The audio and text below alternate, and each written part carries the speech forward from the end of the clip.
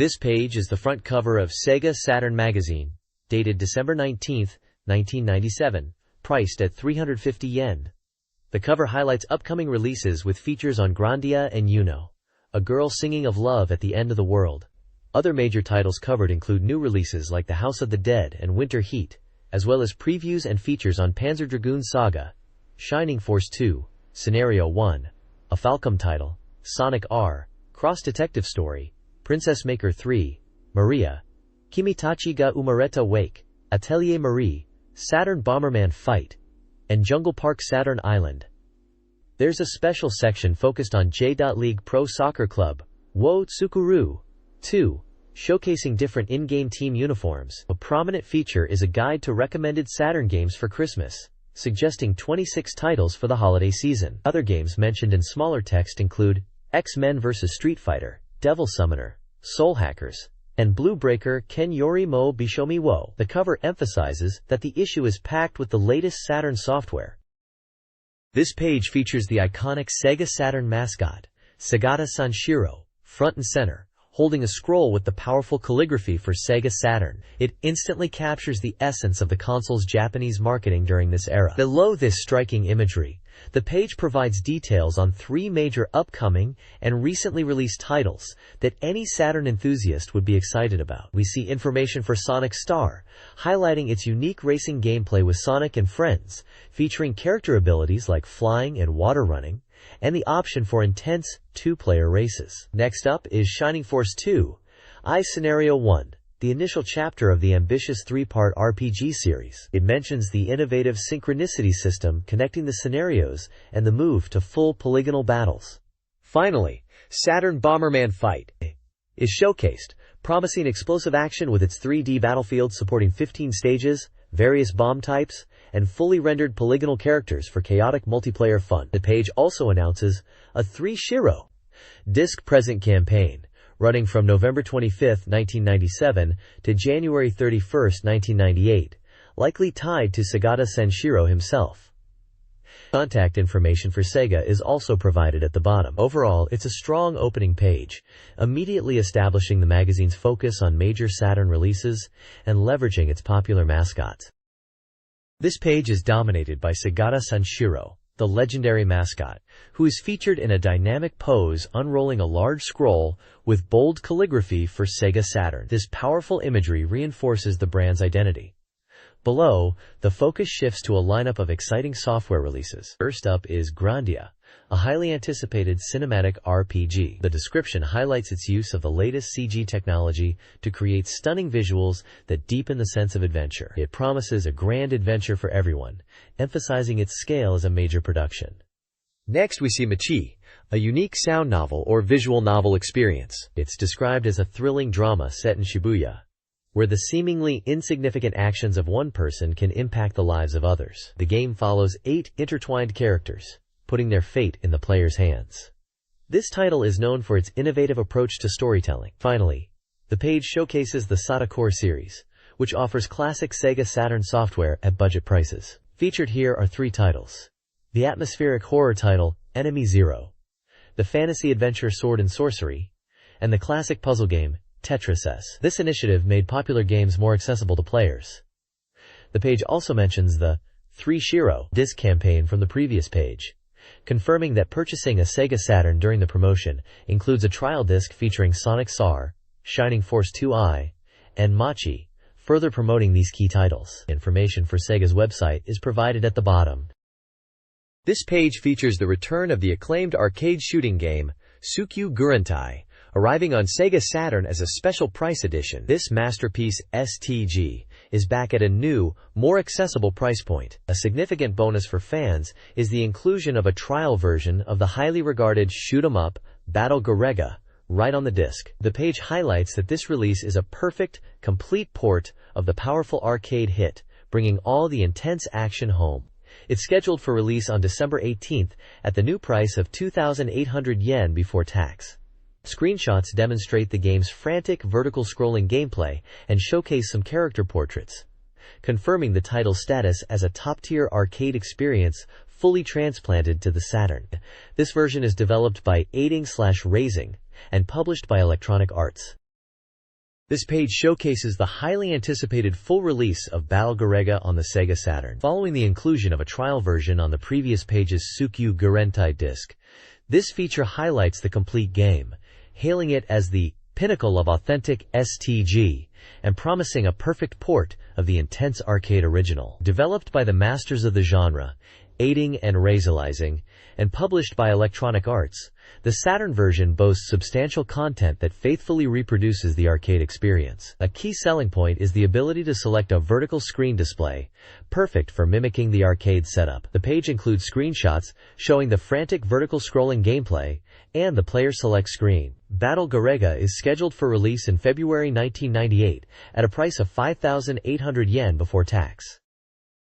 This page serves as the contents list for the magazine's December 19, 1997 issue. The main theme for the holiday season is highlighted with a feature titled, "Let's Play on Sega Saturn for Christmas," recommending 26 games you absolutely need this winter. A significant special report section covers several highly anticipated and popular titles, including the sprawling RPG Grandia, the arcade horror hit The House of the Dead, the athletic competition Winter Heat, the epic Panzer Dragoon Saga, listed by its Japanese title, Azel, the classic visual novel A Girl Who Chants Love at the Bound of This World, Princess Maker 3, Shining Force 2i Scenario 1, the unique dungeon crawler Baroque, the detective adventure cross-detective story, the racing game Sonic R, and Winning Post 3.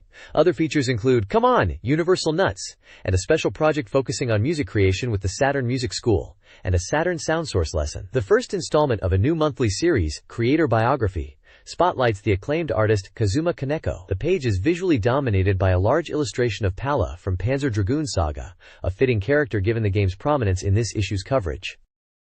This page serves as the magazine's comprehensive guide and index for Sega Saturn enthusiasts. On the left, key feature articles are highlighted, starting with a look at brand new releases like Stellar Assault SES, Tenet Wars, and Kukyoku Tiger 2 Plus. This is followed by a preview of exciting upcoming titles, including Atelier Marie, The Alchemist of Solberg, Maria, The Reason You Were Born, and Saturn Bomberman Fight. There's also a section dedicated to a complete guide for existing software, offering in-depth strategy. Further down, the magazine covers Sega's arcade scene with an Arcade Express feature introducing current games, specifically mentioning Raiden Fighters 2. Another feature from Sega M3 delves into strategy for the latter half of Winter Heat, and a special X-Over look at Virtual On. The bottom of the left column lists standard magazine sections like news, data reports, reader contributions, and the Sega Press. The right side features a game index, listing titles, and their corresponding page numbers. Prominent games covered include Panzer Dragoon Saga, listed as a Mizzle,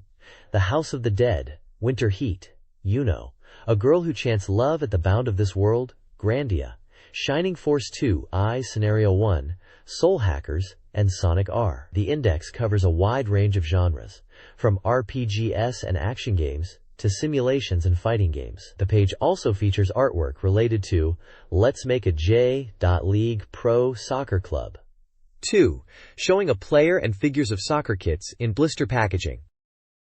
This page reports on the Multimedia Grand Prix 97 awards ceremony, where Sega Saturn titles were recognized. The event, held at Makuhari Messe, saw 2 Sega Saturn games receive honors among the 332 entries. In the package division, the Game Award was given to Real Sound, Kaze no Regret by Warp, and the Music Video Award went to Digital Dance Mix Feat. Nami Amuro from Sega. The article features photos from the ceremony, including attendees on stage and the presentation of awards. A photo shows Mr. Inuma from Warp accepting the award for Real Sound.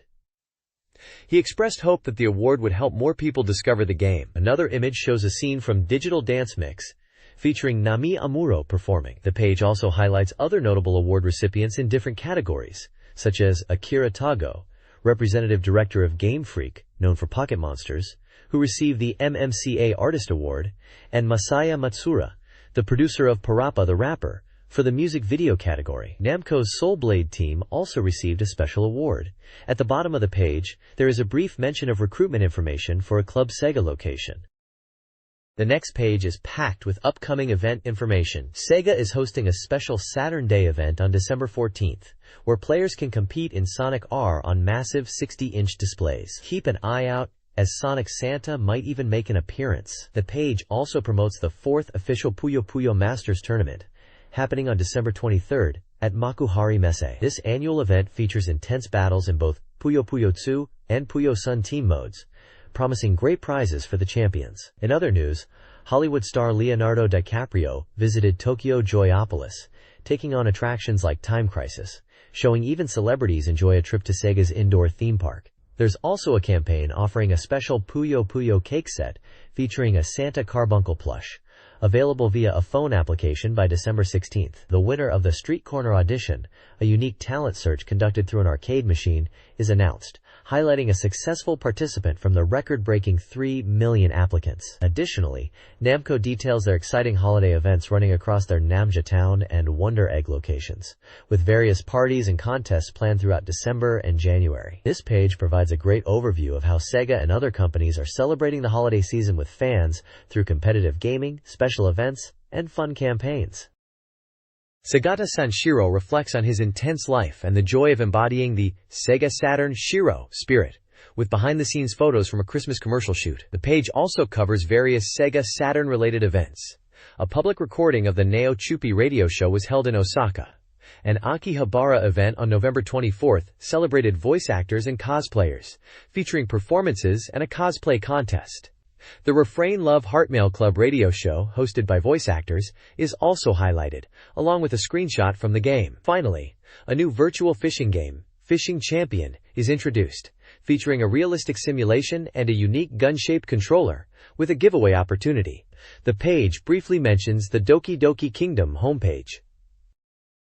This page of landmark news gives us the lowdown on recent happenings. Up top, we hear about a popular radio show segment featuring the characters Ryuko and Rai from the dating simulation game Roommate, and they've even released a CD featuring their first duet song. Adjacent to that, there's a piece on the soundtrack and strategy guide for Tactical Fighter, highlighting the in-game music and exclusive commentary from voice actors discussing secrets and techniques. Moving down, the page showcases a selection of new CD releases. This section is packed with music relevant to Saturn fans, featuring soundtracks and drama crids from beloved series like the Sakura Wars Imperial Assault Force, with a Cinderella performance album, the Atelier Marie drama CID, and an original songbook for Magic Knight Ray Earth. Alongside these, there are releases from popular artists like Sophia, Koji Yamamoto, Lucy, Mami Kingetsu, Kuzi, and Miho Nakayama, offering a mix of game-related and general music albums. It's a solid collection for expanding your audio library.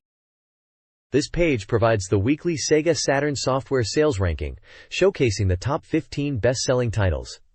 The market is heating up as the year-end approaches.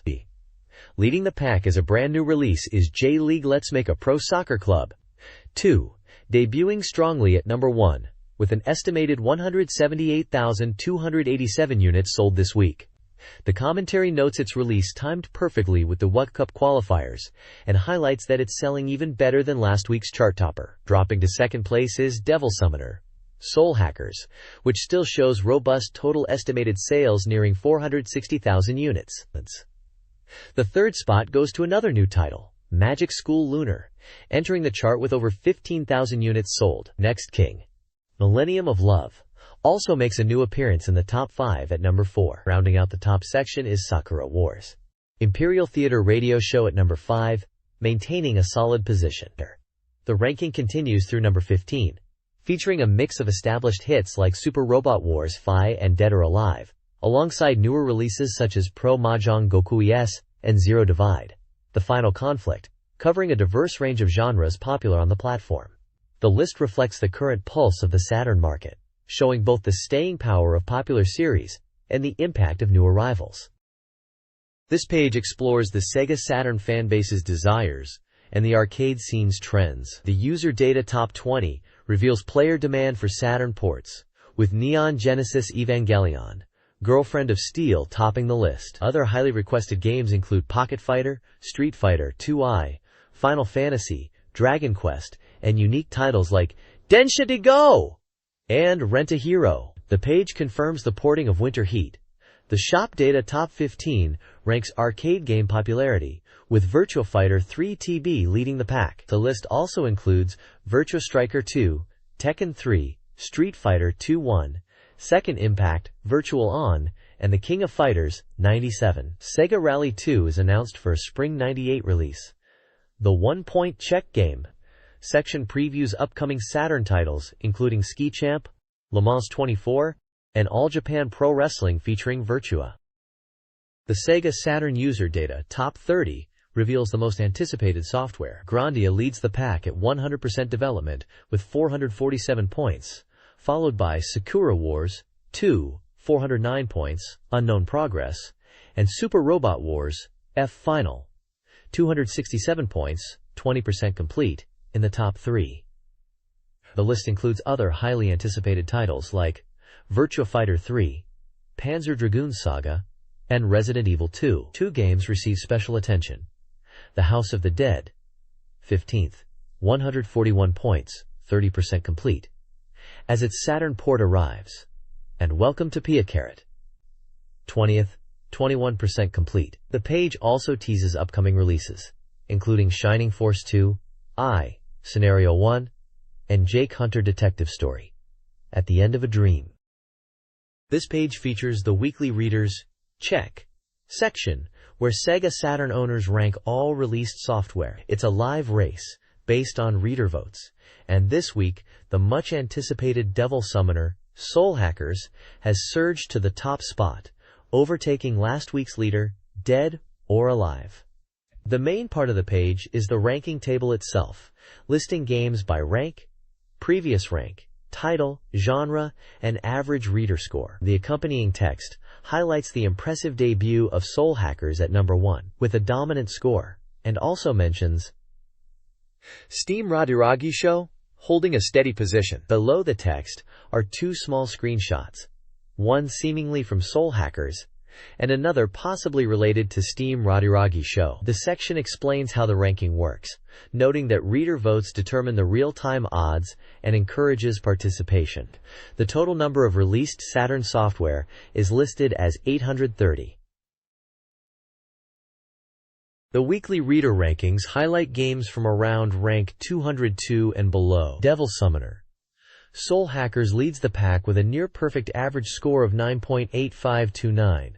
Lauded for its enemy design, engaging gameplay, diverse features like the installation system, and adjustable battle speed. Readers praise its content and improve storytelling, finding it fulfilling and enjoyable. Sakura Wars Digital Fan Disc Volume 2 follows, with an 8.9114 average, praised for its quality fan disc format, artwork, minigames, and live music. NHL Powerplay 96, a sports game, scored 8.0909, appreciated for international team options but criticized for other aspects. AI Go Saturn version, a board game, earned a 6.5, commended for its AI's responsiveness and comfortable gameplay.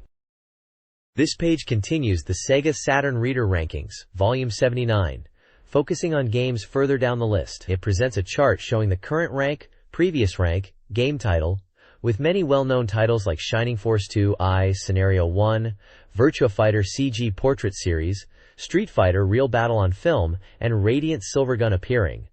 Genre and average reader score. A special section highlights significant rank movements, questioning if popular games tend to see bigger shifts. It warns readers to be cautious when purchasing due to these fluctuations. Two games are featured: Southern Cross, which dropped 54 ranks, and Tactics Formula, which dropped 48 ranks to rank 319. Despite the drop, Southern Cross maintained a high average score of 8 points. The section includes screenshots of both games, one showing a character portrait from Southern Cross, and the other displaying the overhead tactical map from Tactics Formula. The commentary suggests that the material for the feature on these games was already recorded, and encourages readers to check it out across 5 pages. This page features Volume 27 of the Sega Saturn recommended titles, written by Masahiro Ito, focusing on the fighting game Dead or Alive. The game receives a very high reader score of 9.5996 and an editor score of 8.33. The article highlights the unique hold system as a key element that adds strategic depth and excitement, making defensive plays just as engaging as offensive ones. It praises the quality of the Saturn port, noting the developer's passion and attention to detail, and mentions that the extra features like original costumes obtained by clearing arcade mode and configuration options are a great bonus unique to the Saturn version. Screenshots showcase the character select screen featuring Kasumi and Bayman, as well as gameplay action. The page also continues the SEGA Saturn reader rankings in the odds chart D section, listing various games with their ranks, genres, and scores, showing the ongoing fluctuations in reader opinion. Another section discusses the excitement around a miracle moment related to J-League Pro Striker 96, highlighting a dramatic comeback or goal scored from the bottom of the rankings. Reader comments praise the game's beautiful graphics, polygon models, smooth animation, numerous costumes, and intuitive controls. Finally, a message from Tecmo producer Tomonobu Itagaki thanks readers and expresses the development team's enthusiasm for tackling new challenges and techniques. This page features the weekly All Soft Check section of SEGA Saturn Magazine Volume 79, continuing the reader-driven rankings and reviews. Featured are previews and reviews for upcoming and recent releases. Backquote, let's make a J-League Professional Soccer Club. 2 backquote is previewed, earning a high reader average of 9.0, with comments noting improvements over its predecessor, better interface, and more engaging gameplay elements reflecting real-world soccer excitement. Reviews for backquote Magic School Lunar backquote and backquote Zero Divide the Final Conflict backquote. Both land at a reader average of 6.66. The backquote Lunar backquote game is praised for capturing the series' feel and character, though frequent encounters are noted as a drawback. Backquote Zero Divide backquote is found to have accessible controls similar to backquote Virtua Fighter backquote, but lacks innovation, and the reviewer isn't personally captivated by its design despite cool character models. Backquote Next King, Kingdom of a Thousand Years of Love backquote, also scoring 6.66, is noted for fixing issues from the PlayStation version and having a comfortable versus mode, but its lengthy scenario mode remains largely unimproved, requiring significant dedication to see all endings. The page also includes reader feedback, ranking charts for games and peripherals, briefly listed with average scores, calls for participants in the reader races, and contests predicting the ranking and odds, reader scores, for future releases like backquote Sega Touring Car Championship backquote, and backquote Sakura Taisen backquote. Winners from previous contests are listed, and details for this issue's special present offering peripherals and games are provided. The next page features an in-depth look at Grandia, the highly anticipated RPG from GameArts, and especially the page showcases striking key art featuring the game's main characters and the iconic Grandia logo, accompanied by the tagline, "And so the boy became an adventurer." A special report confirms the game's completion status at 100%. Key details for the release are provided, confirming it is an RPG developed by GameArts, and especially set to release on December 18th for 7,800 yen on 2 krdroms. Below the main visual is a practical guide titled How to Walk the Old Continent, presented as a Satamaga version with maps. This section aims to help players navigate the early stages of the game, particularly areas where it might be easy to get lost. It features detailed looks at 4 specific locations: Parmtown, the Sult Ruins, the Lek Mines, and the Ghost Ship. Each location is presented with concept illustrations and in-game screenshots, offering players a visual walkthrough and essential information to prepare for their adventure. The guide emphasizes the importance of checking these maps beforehand, especially for complex areas like Parm. This page provides essential tips for adventurers diving into Grandia, alongside second impressions from magazine writers. The top section, titled First Things First, Adventurers' Tips, lays out crucial advice based on playing the game. It emphasizes the importance of listening carefully to people, as conversations change frequently and can lead to sub-events or item rewards. A key piece of advice focuses on item management, revealing the limitation of only carrying 12 items per character, urging players to frequently store items at home and only carry essentials into dungeons. It also points out that save points often provide helpful gameplay hints and warns players to be mindful of enemy encounters, particularly ambushes which put characters at a disadvantage in the IP gauge. Screenshots illustrate character interactions in town, item management screens, a save point, and a battle encounter. Below, 3 writers share their second impressions after further playtime. Kaori Deguchi sees Grandia as a highly entertaining work akin to a Hollywood movie, praising its classic adventurous feel embodied by protagonist Justin, and memorable set pieces like the train sequence and ruins. Eilison discusses the nuanced skill system, noting how individual characters develop differently based on player actions, influencing combat roles and strategies. Shin highlights the interconnectedness of magic, skills, and levels, explaining how specific level combinations unlock powerful spells and stressing the need to balance these abilities in combat. These impressions are accompanied by screenshots showing the train sequence, a battle with character stats, and the skill/magic menu. This page delves into the vibrant beginnings of Grandia, focusing on the port town of Parm, the gateway to the old continent. We see protagonist Justin and his friend Sue getting into typical mischief, highlighted by a scolding from an old man. The story truly kicks off from this seemingly ordinary day.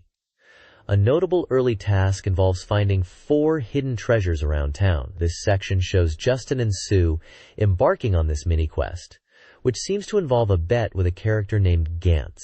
Screenshots showcase searching various locations and interacting with townspeople. The page then moves to Justin's home life, showing him having dinner with his mother and Sue. We learn about his mother's disciplinary obon chop technique and discover that the museum curator has been looking for him, hinting at the next key location. The dinner table conversation even touches on how his parents met. Finally, the museum is featured as a place filled with excitement. Justin returns the spirit stone he found earlier to the curator, and is shown the newly restored statue of the ancient light people. In classic Justin fashion, he somehow manages to break the statue, but this leads to receiving an introduction letter to the Salt Ruins excavation site, setting the stage for his grand adventure to truly begin. The page captures the early charm and key story beats of Justin's journey in Grandia. This page serves as a detailed guide to exploring the key locations and activities within the bustling port town of Parm and Grandia. It highlights various points of interest that Justin and Sue can discover. Key spots include Justin's own home, the popular family restaurant, Umaneko Te Riri, run by his mother, which is described as a place of rest and very popular with the local workers. We also learn about its rival, the restaurant Blue Marlin, and the owner's unique personality, and even a notable lobster in their tank. The page points out the house of the eccentric steam inventor, who created the steam locomotive, a place Justin frequently visits to marvel at new contraptions. Side activities are also covered, such as helping Mary find her lost brooch near the station and museum, a typical early game side quest. There's even a mention of hidden messages found on wallpapers in various houses, with one specifically appearing after a later game event in Lek Mines, perhaps offering encouragement to Justin on his journey. The page includes a map of Parm, clearly marking all these locations, making it easy for players to find everything. Overall, this section encourages players to fully explore Parm, interact with its residents, and uncover all its secrets before venturing out into the wider world. This page moves beyond the town of Parm and guides players towards their next destination, the Salt Ruins, reached by traversing Marlona Road in Grandia. It begins by describing Marlona Road as a straightforward path connecting Parm and the ruins, highlighting that defeated enemies like the Marlona Tentu and Umukade won't respawn, making exploration less risky. The path holds various hidden items, encouraging players to explore off the beaten track, with a warning that shaking trees might conceal enemies. Screenshots illustrate the path, treasures found casually placed, and combat encounters on the road.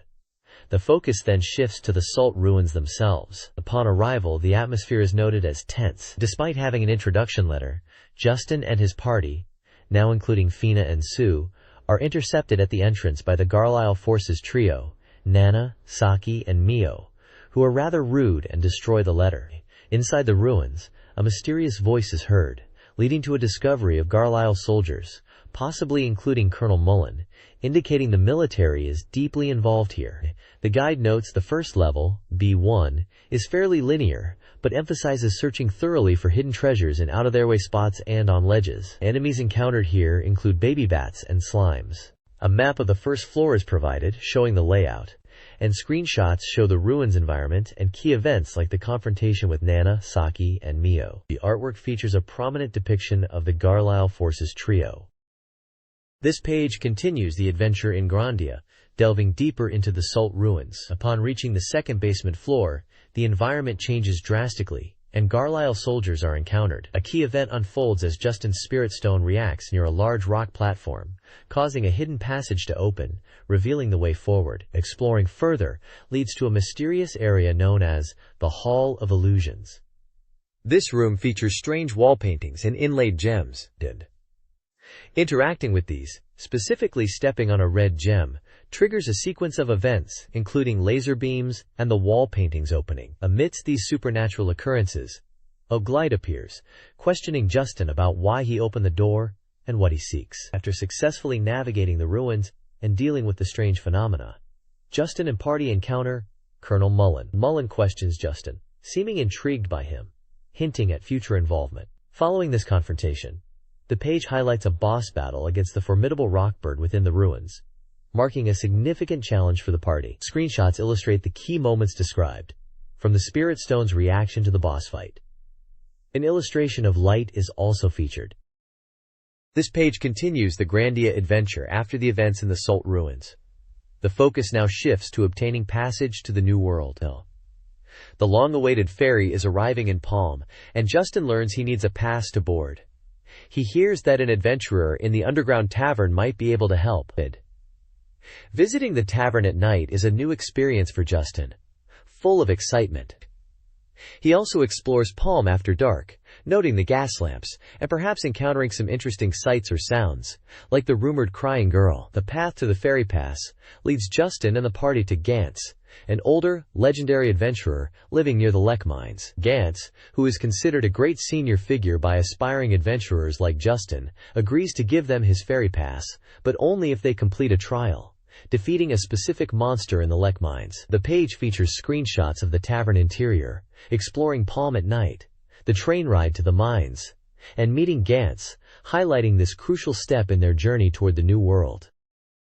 This page delves into Justin's trial in the Lek mines from the classic RPG Grandia. Following Gantz's challenge, Justin and the party venture into the mines, facing off against various monsters inhabiting the tunnels. The page shows screenshots of combat, illustrating the turn-based system the game is known for. The main challenge here is the Orc King, a powerful boss several times stronger than regular orcs, who can breathe fire and is often accompanied by other enemies. The strategy highlighted is to defeat the weaker enemies first, to avoid being overwhelmed before focusing on the boss. After defeating the Orc King, disaster strikes as the mine begins to collapse.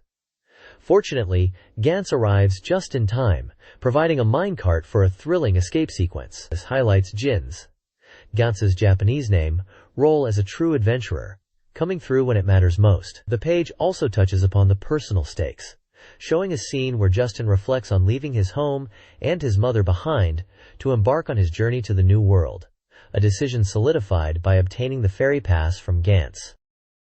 This page chronicles Justin's sea voyage to the New World in Grandia. After obtaining a ferry pass and leaving a photo for his mother, he boards the ship with Sue. They unexpectedly become cabin boys. Despite this, Justin enjoys the journey, experiencing shipboard life and combat. The voyage includes a stop at the island of Four Winds, where Fina, a skilled adventurer, joins the party. The page highlights her abilities and hints at her future role. Gameplay elements, like a deck-cleaning minigame, are also detailed. Additionally, the page introduces various passengers: a pirate, a sailor, an old man, a suspicious merchant, and an energetic girl with a treasure map, enriching the journey with subquests and diverse interactions before reaching the New World. This page delves into a terrifying encounter during the sea voyage in Grandia. Justin, Fina, and their companion board a mysterious unmanned ship that has appeared, striking fear into the regular ferry crew. The page invites the player to unravel the enigma of this ghost ship and explore its unsettling interior. Screenshots highlight the detailed maps and layouts of various areas within the ship, including the ship's hold, treasure room, and multiple decks, showing the paths and connections between them. It emphasizes the creepy atmosphere and the challenges of navigating the ship. The investigation leads the party to the captain's room, where a logbook reveals the truth behind the ship's state. It was attacked and taken over by a giant creature. This confrontation culminates in a boss battle against the Squid King. The page describes the boss fight, noting the Squid King's ability to grab party members with its tentacles and unleash powerful coordinated attacks. The journey through the ghost ship is a chilling side quest before the party can continue towards the New World. This page is dedicated to the highly anticipated SEGA Saturn port of the arcade hit, The House of the Dead. The headline boldly declares, "Dread 1998, for Saturn," showcasing the excitement for this terrifying gun shooter making its way home. Featured prominently are the game's protagonists, Agent G and Thomas Rogan, battling one of the grotesque creatures, along with a screenshot of the character Sophie Richards. The page includes a special report indicating the game's completion rate is currently at 30%, offering a glimpse into its development status. Key details are highlighted, confirming it's a SEGA title, scheduled for release in spring 1998, with the price yet to be determined. As expected, it's a gun shooting game, supporting two-player simultaneous play and compatibility with the Virtua gun accessory, essential for replicating the arcade experience. The text emphasizes that this is the first public reveal of the Saturn version screens in Japan, promising a thorough verification of the port's quality. This demonstrates the magazine's focus on evaluating the faithfulness of arcade conversions, a critical factor for Saturn owners. It's clear the magazine is excited to showcase how well this popular light gun game translates to the home console. 28. This page continues the detailed look at the upcoming SEGA Saturn port of the arcade classic, The House of the Dead. The prominent headline declares, "A new tragedy begins," setting a dramatic tone. It highlights the progress made on Stage 1, stating that its structure is mostly complete. Screenshots showcase the game's atmosphere with dark mansion interiors and the grotesque zombie enemies, emphasizing how faithfully the Saturn version is recreating the feel of the arcade original. Specific sections detail the approaching monsters, describing various enemy types born from biotechnology, including humanoids and insect-like creatures, which must be gunned down mercilessly. The flying flesh section discusses the damage system, noting that enemies lose parts or collapse when hit. Crucially, it confirms that for the Saturn version, blood and gore will be uniformly green, a common censorship change. A screenshot highlights the dissolving man boss, showing his distinctive appearance. The page also features a report from the AM1 R&D team working on the port, including photos of the programmer and R&D director. They discuss the challenge of making the Saturn version as close to the original arcade experience as possible. The porting effort began around May, and while still a work in progress, the desire to port this popular arcade title was very high. They are actively working to increase the completion rate from its current state. This confirms the port is being handled directly by one of Sega's experienced internal arcade teams. The next page dives deeper into the Sega Saturn port of The House of the Dead, addressing the crucial question of how well the graphics from the powerful Model 2 arcade hardware can be reproduced. The development team discusses the challenge, noting that while the zombie textures and overall feel are coming along well, further adjustments are needed to get the port as close as possible to the arcade experience. A key technical detail highlighted is the frame rate. While the arcade ran at a smooth 60 frames per second, the team confirms they are carefully adjusting the frame rate on the Saturn, particularly when multiple enemies are on screen, to ensure a playable experience, prioritizing the game's feel over raw visual fidelity in those moments. Beyond the graphics, the page also focuses on the story. Although the cinematic cutscenes aren't finalized yet, the team confirms that the game's dramatic, movie-like presentation, including branching paths and multiple endings, is a major focus and highly anticipated feature for the Saturn version. They are working to faithfully recreate the arcade's narrative structure while also considering potential Saturn-exclusive story elements once the core port is complete. The page also introduces the player characters: Tom Rogan, the 1P agent seeking revenge on Dr. Curien for his fiancée, and G, the 2P agent and Rogan's partner. These sections give a brief overview of their roles in the unfolding horror.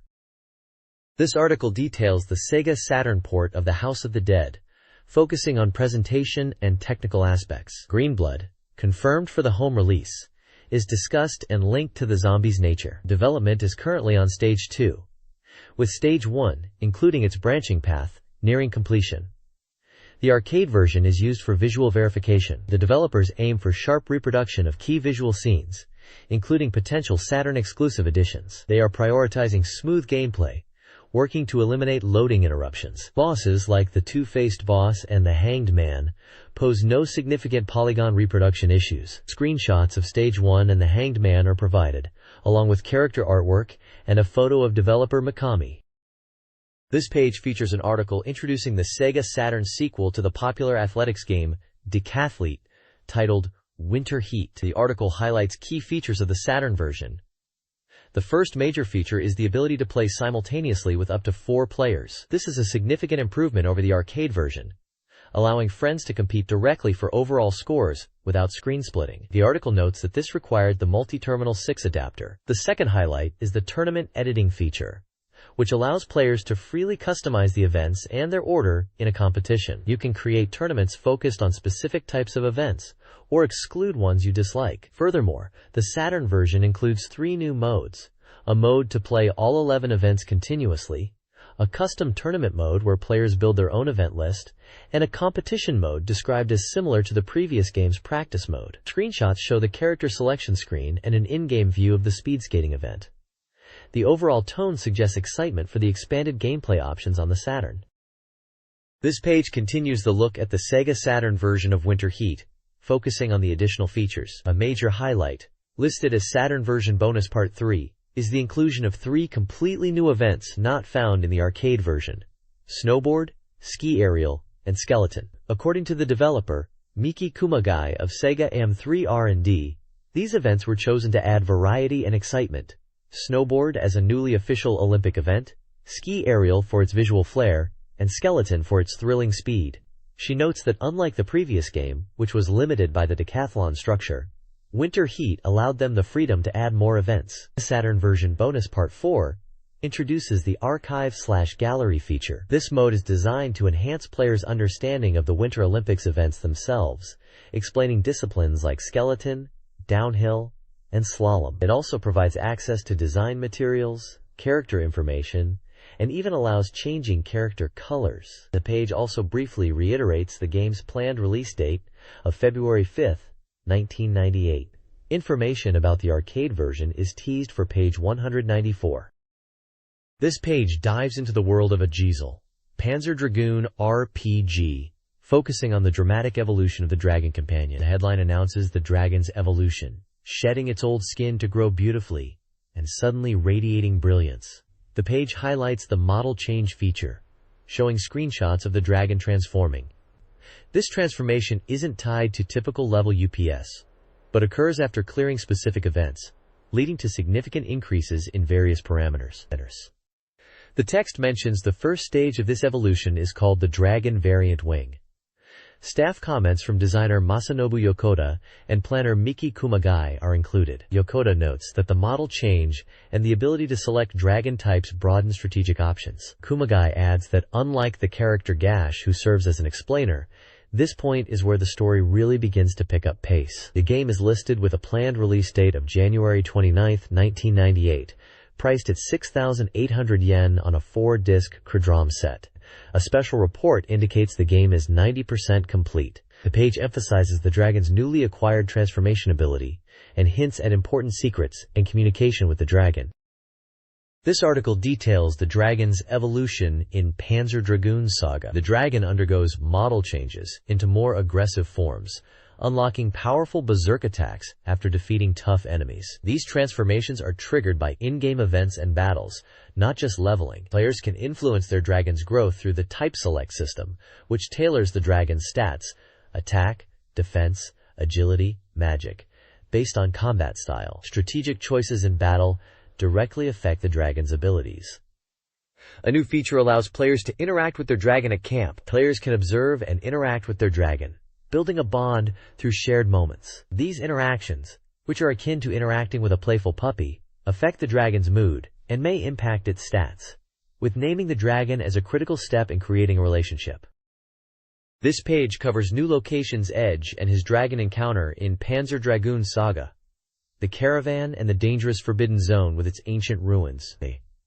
The Caravan is the first human settlement Edge visits after leaving Gash. While the inhabitants are initially wary, Gash's pendant helps build trust. It serves as a place to rest and purchase essential recovery items and weapons, as shown by the shop menu screenshot. The story so far, recap briefly, details Edge's journey with the dragon after escaping the underground ruins, meeting Gash, fighting through the Gadargil Desert, and then continuing alone after parting ways with Gash. The Forbidden Zone is a perilous area, characterized by strong gravity that hinders flight. It protects ancient ruins at its core. Entering activates an ancient guard system, releasing hostile creatures like the Velocita, which are difficult to hit with lasers and possess built-in weapons. To progress, Players must navigate the gravity field and overcome the guard system. This involves defeating the hostile creatures and finding a way to break through what is called the path of gravity, which is the key to reaching the central ruins and advancing the story. The developers note this area is challenging but crucial for progression. This page dives further into the world of Panzer Dragoon Saga, detailing a major confrontation. It highlights the appearance of the Crimson Fleet, an elite unit from the Imperial Army Academy responsible for the death of Edge's family. The page features screenshots of Edge and his dragon engaging these powerful flying enemies and a large battleship. The combat is described as a fierce battle, where players must strategically use the type select function to switch between attack and defense to survive. Following this, an interview with the development staff provides insight into the game's progress. They are currently in the intense debugging phase and share their mixed feelings about the long development cycle finally coming to an end. The interview touches on the gameplay improvements made and hints at exciting developments in the story, particularly the significant role Azazel will play and her relationship with Edge, as well as narrative connections to the previous game, Panzer Dragoon Zwei. Finally, there's exciting news for fans. The original soundtrack is being released, initially as a limited edition 2-disc set that includes a trial demo of the game. A more complete album featuring sound effects and voice collections is also planned for release later. This sounds like a great way for fans to experience the game's music and get a taste of the action. This page continues the official series, delving into the world of Panzer Dragoon Saga. This installment, Chapter 4, focuses on character design Part 1, specifically the main characters. The page features a stunning, large illustration showing the character Azazel and another figure, likely Edge, in a vibrant, surreal style. The main text discusses the three central figures who drive the narrative: Edge, Azazel, and Kramen.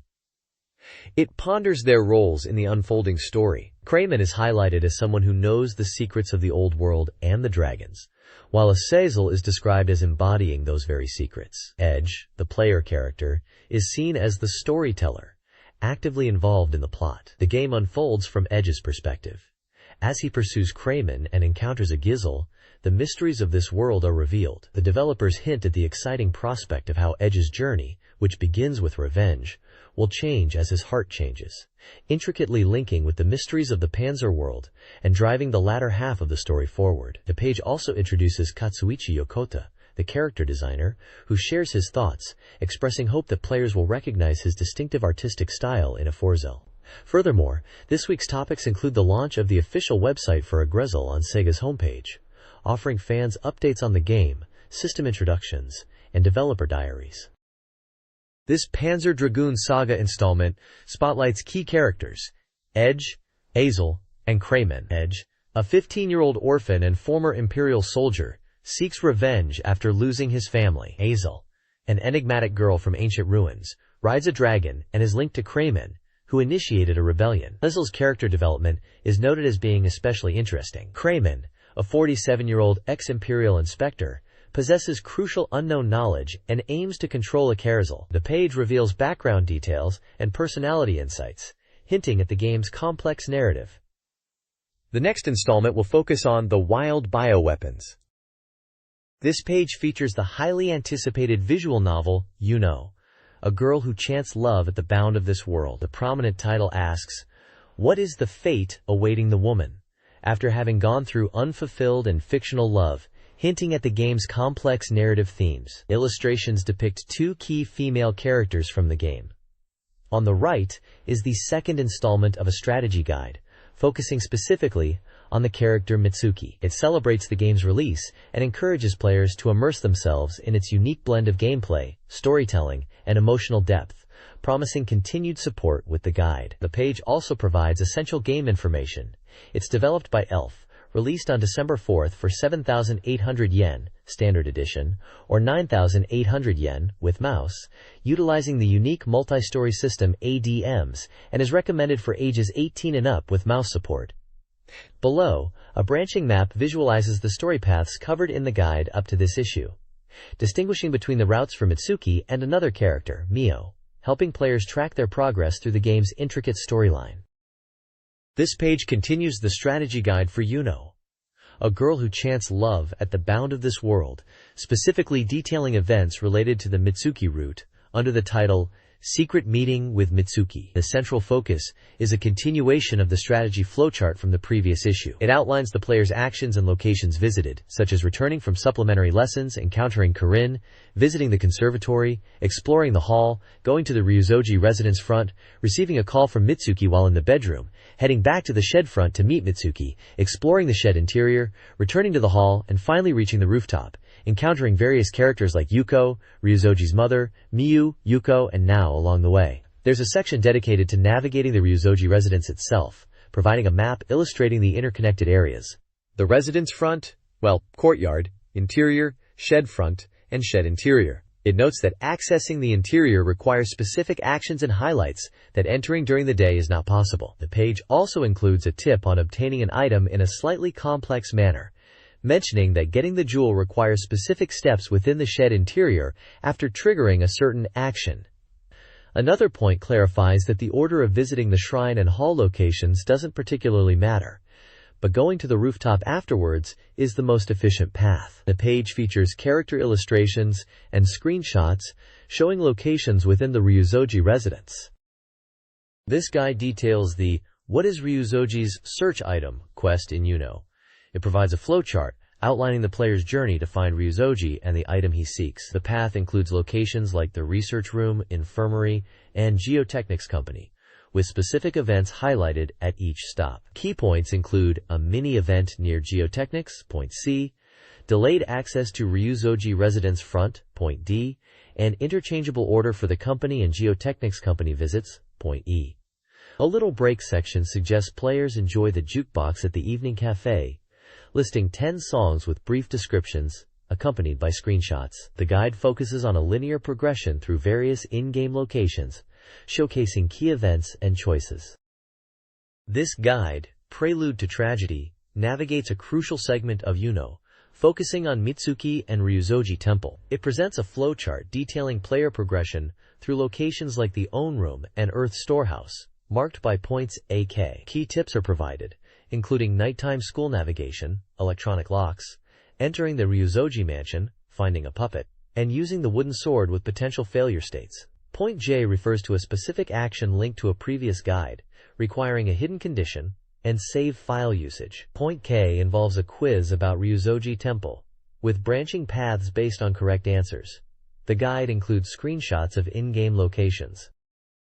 This page features a special report on the latest installment of the beloved racing simulation series, Princess Maker. Titled Princess Maker, The Dream Fairy, this version is coming to the SEGA Saturn and is highlighted as a significant step forward for the series with expanded gameplay. The core focus here is a brand new system, the choice of the father's occupation. This isn't just cosmetic, it fundamentally impacts your playthrough.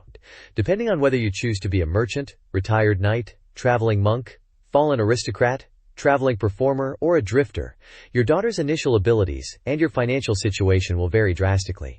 The page showcases this difference visually with screenshots of the daughter's room for each occupation. From the opulent, tiger-skin rug-adorned room of the merchant to the stoic simplicity of the traveling monk's dwelling, and the cluttered but artistic space of the traveling performer, each environment reflects the father's background and adds a layer of immersion, making the daughter's life feel more distinct based on your initial choice. Developed by Gainax, Princess Maker, The Dream Fairy was reported to be 60% complete at the time, with an anticipated release in April. This occupation system promised significant replayability and varied gameplay experiences. This page dives deeper into the Saturn version of Princess Maker, The Dream Fairy, highlighting the wealth of original events added to the game. While the core charm of the series lies in raising your daughter, the dynamic events that unfold throughout her 8 years are crucial to the experience. The Saturn version significantly enhances this aspect. Notably, there are 3 major festival events introduced: the Sakura Festival, the Harvest Festival, and the New Year's National Party. Unlike many previous events which happened automatically, the player can now choose whether or not to participate in these. Each festival features a contest, be it a beauty contest at the Sakura Festival, a test of health and vigor at the Harvest Festival, or an etiquette and charm competition at the New Year's Party. Success in these contests can earn prizes and boost your daughter's reputation. Beyond the festivals, the Saturn version adds more personal events, such as visits from close friends, celebrating a friend's birthday, and even a teacher's visit to your home. The game also expands upon the daughter's own birthday celebrations. These new events and interactions promise a richer, more vibrant simulation of the daughter's life and her growing relationships, adding significant depth and replayability compared to previous iterations.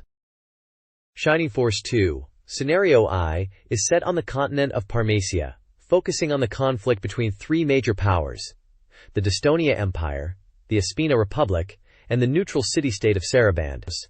The story begins with the Empire invading the Republic's capital, escalating tensions. Saraband initiates a peace conference to prevent full-scale war. The Aspina Republic is a democratic state, led by King Benetre Kadam, and features Symbios as a key protagonist. The Destonia Empire, ruled by Emperor Dominat, faces internal strife due to a succession struggle among his sons. The emperor attends the peace conference but is later kidnapped. The page, featuring a world map and character portraits, is a comprehensive overview of the game's setting and characters, building anticipation for the December 1997 release. The special report badge confirms the game is complete. This page delves deeper into the world of Shining Force 2i. It highlights the enhanced exploration with a full 3D polygonal environment in towns and fields, allowing free camera control with 360-degree horizontal rotation and 3 different height levels, making hidden areas discoverable by simply looking around. You can also talk to your companions in towns. The battle system is detailed, introducing the unique 2-part relay, where battles can occur across 2 different interconnected maps simultaneously, adding strategic depth to dividing your forces. The game emphasizes that almost any location can become a battlefield, showing diverse examples like cemeteries, train tracks, and interiors, suggesting varied tactical challenges beyond typical open fields. The page also touches upon the main camp feature, where you can interact with your allies and manage items, such as giving them to the tactician. Furthermore, it introduces key factions and locations, like the Sacred Land of Elbasim and the enigmatic Bulzom cult, whose masked leaders are shown and linked to the previous page's mention of the Emperor's kidnapping. The neutral nation of Saraband, host of the peace conference, is also featured with character art. The introductory text sets the stage, speaking of the protagonist, Symbios, on the verge of awakening as the adventure begins. Overall, the page focuses on the innovative gameplay mechanics and expanding world of Shining Force 2 is. This page delves into the battle system of Shining Force 2i, presenting it as a versatile system suitable for both newcomers and seasoned players, with difficulty adjusting based on how you utilize its features. Strategic depth is provided through the weapon affinity system, where certain weapon types hold advantages over others, like swords beating axes and silver weapons being effective against undead. Engaging foes with favorable affinity grants attack bonuses. Additionally, weapon mastery increases as characters use weapons of the same type, eventually unlocking powerful special skills unique to that weapon class. For guidance, the strategist command is available to offer hints and objectives if you find yourself unsure of what to do or how to tackle an enemy. A full map provides a helpful 2D overview for checking unit positions. A key element is the support effect system, tied directly to character relationships. Fighting alongside or healing allies fosters friendship, and friends provide support effects during battle, offering boosts to stats like attack power. The type of support varies by character class. These support effects are clearly indicated by visual signs that appear above characters. As friendships deepen, becoming best friends, the support effects become even more potent, encouraging players to cultivate relationships within their army for maximum battlefield effectiveness. This page introduces the core concept of Shining Force 2i's story, the synchronicity story. It explains that the game weaves together the lives of 3 different protagonists living in the same era, where the actions of one can profoundly affect the others. The goal is to play through all 3 scenarios, to witness the complete narrative unfold. The page highlights the 3 main characters: Symbios, the young swordsman of the Republic, Scenario 1; Medion, the oppressed imperial prince, Scenario 2; and Julian, the mercenary with a hidden mystery, Scenario 3. It then delves into the start of Scenario 1 in Chapter 1, Saraband's Nightmare. Symbios is tasked with gathering information for the king. After encountering Medion and being interrupted by an explosion, he returns to the inn, where he's ambushed by a masked group. Repelling them, he witnesses King Benetrim being kidnapped by Emperor Dominate. However, further events reveal a fake King Benetrim is involved, who kidnapped the emperor. The true king is innocent but has no proof. The bridge guards who know the truth are in danger, leading Synbios and his army to fight to protect the witness and uncover the conspiracy. Screenshots show various scenes, including battles, town exploration, and key dialogue moments that hint at the unfolding plot involving the fake king and the chase towards Balsamo. The overall message is that the legend of these three intertwined paths is just beginning. This page is dedicated to the atmospheric and unique RPG, Baroque, developed by Sting. The large red headline boldly declares, "Stirrings of a New Era," hinting at the game's unconventional approach. The page features a collage of dark, distinct screenshots showcasing the game's bizarre creature designs and unsettling dungeon environments viewed from a first-person perspective. We see glimpses of combat and the user interface displaying HP and VT stats. A special reports section details the game's status, confirming it's an RPG from Sting, scheduled for release that winter with a completion level of 70%. It was recommended for all ages and is a single-player experience. Accompanying text poses philosophical questions, asking the reader if they can hear the whisper of something new being born.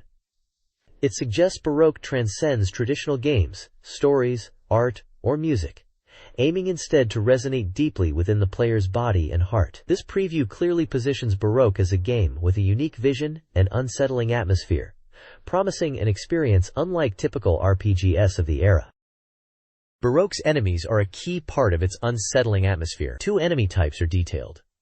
Guerrero, a fast, thieving creature with a disturbing grin, uses its tail-like legs to bounce and jump, stealing items before fleeing. 17, a mechanical enemy, resembles a juggler on a unicycle, moving via a large wheel. It detaches its legs to approach the player, attacking with a forward charge or a backward kick. Screenshots and concept art highlight the unique designs and attack patterns of both enemies, emphasizing Baroque's unconventional and dangerous creature design. This page continues our look at the unsettling enemies found in Baroque, presenting the creature known as Cater, or the six brains without limbs. Visually, Cater is a bizarre entity that appears as a rolling mass from afar, but hides six grotesque heads within its body. Lacking conventional limbs, it moves by rolling and rotating, propelling itself forward and bending its form to navigate. Cater's attack patterns are notably unique and disturbing. It can deploy a ball-like protrusion from its core, but its most characteristic attack involves using its internal heads, which extend like long, whip-like tongues to strike. Concept illustrations hint that these strange appendages might be mutated neckties. Adding to its unsettling nature, Cater can also disgorge smaller aberrations from its throat that function similarly to its main heads, essentially forcing the player to confront what feels like a larger or different kind of enemy. The page includes various concept art sketches detailing Cater's design, how its heads emerge, and the tongue attack. CG renderings provide a clearer look at its structure, and in-game screenshots show the visual sequence of its attack pattern. Cater is another perfect example of the game's unconventional and deeply unsettling creature design. This page introduces Gullible, a smaller, hopping aberration from the game Baroque. It spawned from Cater and attacks by simply bumping into the player. The page highlights Gullible's useless arms with concept art and details its attack patterns. It also features a section on the Baroque prequel novel, crucial for understanding key game concepts like aberrations and angels. The page showcases CG artwork that captures the game's unique visual style. Finally, there's a message from director Kazuya Yoshimitsu discussing the creation of the Baroque world and his collaboration with the writer. He mentions peculiar requests and expresses excitement about the staff's art and the story's future. A collage of CG artwork visually enhances the page.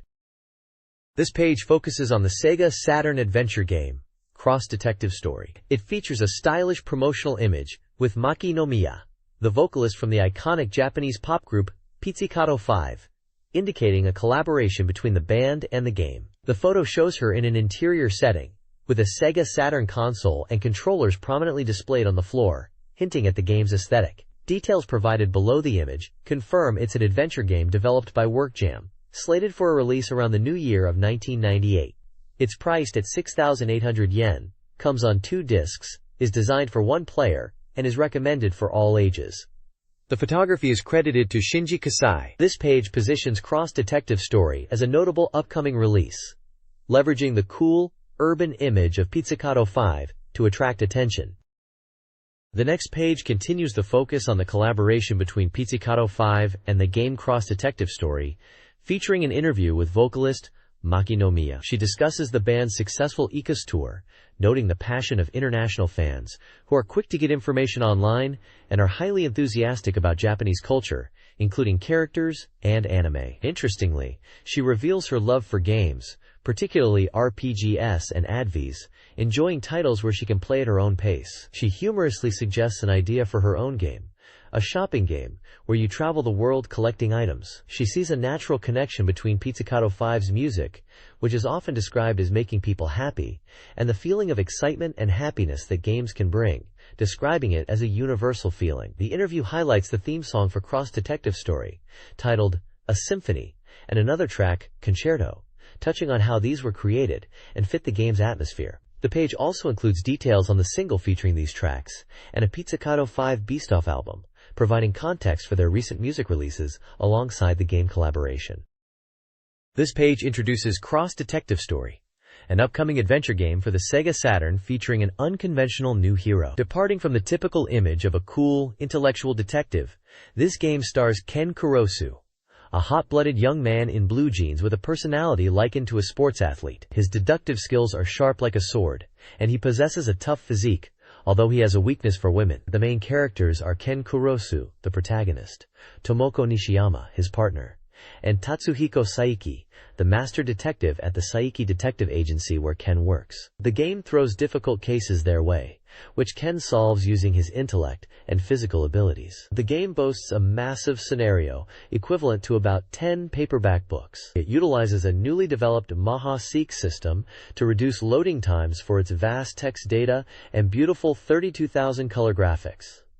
The soundtrack features stylish sound from artists like Pizzicato 5, known for the theme song, A Symphony, adding significant buzz. This game is set to bring a fresh wave to the adventure game genre upon its release.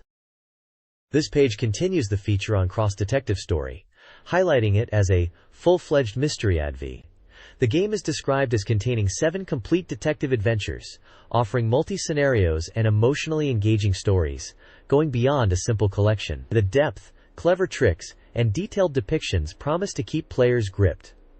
The page introduces Chihiro Hirokawa, a character who admires the protagonist, Ken Kurosu. One of the featured cases is The Twisted Prestigious School, where a threatening letter arrives at a prestigious girls' school. Screenshots show the imposing school building, tense scenes involving students, and the arrival of an ambulance, suggesting the gravity of the situation. The game boasts 7 difficult cases awaiting Kurosu. These individual cases are substantial enough to be standalone titles and contribute to the game's considerable volume, offering an estimated playtime of about 8 hours, excluding the 5th chapter. The page asserts that successfully solving all the mysteries will truly transform the player into a great detective. Other scenes depicted include potential character interactions and an ambulance arriving, hinting at the diverse settings and events in the game. This page is all about the recently released Sonic Ruar for the SEGA Saturn.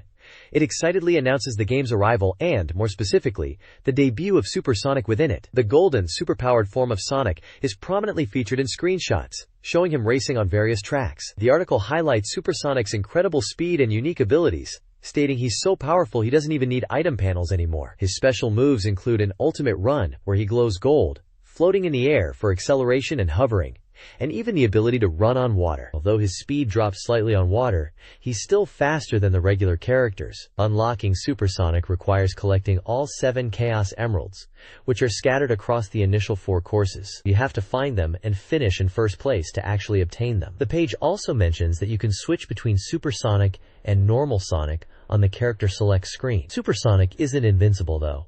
His only weak point is water, where he slows down and will sink if he stops. The page confirms Sonic R is an action racing game, priced at 5,800 yen, and supports analog control. It's clearly positioning Super Sonic as a major exciting element of the game.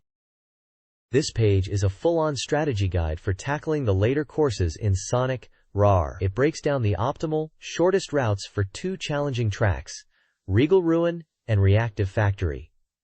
For Regal Ruin, the guide details several critical shortcuts. Right from the start, players are advised to make a sharp turn and hug the wall for an immediate advantage. A major shortcut involves jumping from the lake's edge to fly over the water towards a hidden passage in the cliff face. After passing through this, another sharp turn leads to a straight before the final bank. The guide also covers shortcutting the bank itself, either by using an acceleration pad or cleverly jumping over the water if you lack rings. It even hints at a trick near the finish line to optimize lap times. Moving on to Reactive Factory, the strategies focus on maximizing speed from the get-go with a charged spin dash. There's talk of a high-risk, high-reward expert route requiring precision jumping onto a specific platform. A significant shortcut is highlighted using the jump pad, involving a mid-air turn to land directly below. Finally, a unique method for the infamous final hairpin is revealed. Instead of taking the turn normally, jump onto the zebra-patterned wall before it and navigate the corner from above, finishing with a spin boost on the final straight. The guide emphasizes that mastering these routes, especially the riskier ones, is key to achieving the best times on these courses. This page dives into Love's Alarm Clock Song's second album, the next installment in the Starlight Mary series. Confirmed as the official title, this training simulation game is set for a spring release from MediaWorks, priced at 5,800 yen. It's rated for all ages and is a single-player experience. The page showcases new screenshots and fresh character illustrations, revealing that 5 sub-characters from the previous game can now join your party. It introduces new artwork and voice cast details for these returning characters, as well as listing the cast for 5 additional companions. The visuals feature both in-game shots, like the one showing the character Diana, and expressive character portraits. This page continues the focus on Love's Alarm Clock Song's second album, introducing several key supporting characters who were not party members but will interact frequently with the protagonist. Featured characters include Hexa, described as the protagonist's playful, troublemaking familiar who provides support. Also introduced is Claire Corlane, the younger sister of Alberto Corlane, who visits the town to see her brother. The page provides brief descriptions for Alberto Corlane and Yuira Tachibana, noting changes or characteristics. The theme song for the game is highlighted, composed, and written by Takeshi Takauki. The song title is And Though You Could Have Anyone. Interestingly, the SS version will feature Takauki singing the song himself, while the PS version will have a female vocalist, with differences in arrangement and lyrics as well. Finally, details are provided on the official collection fan disc, set for release on December 11th for 2,800 yen. This disc will contain unreleased voice data and original artwork, an MPEG version of the opening movie, for the PS version, character introductions, and a quiz, offering fans extra content related to the game. The screenshots shown on the page are all from dialogue scenes.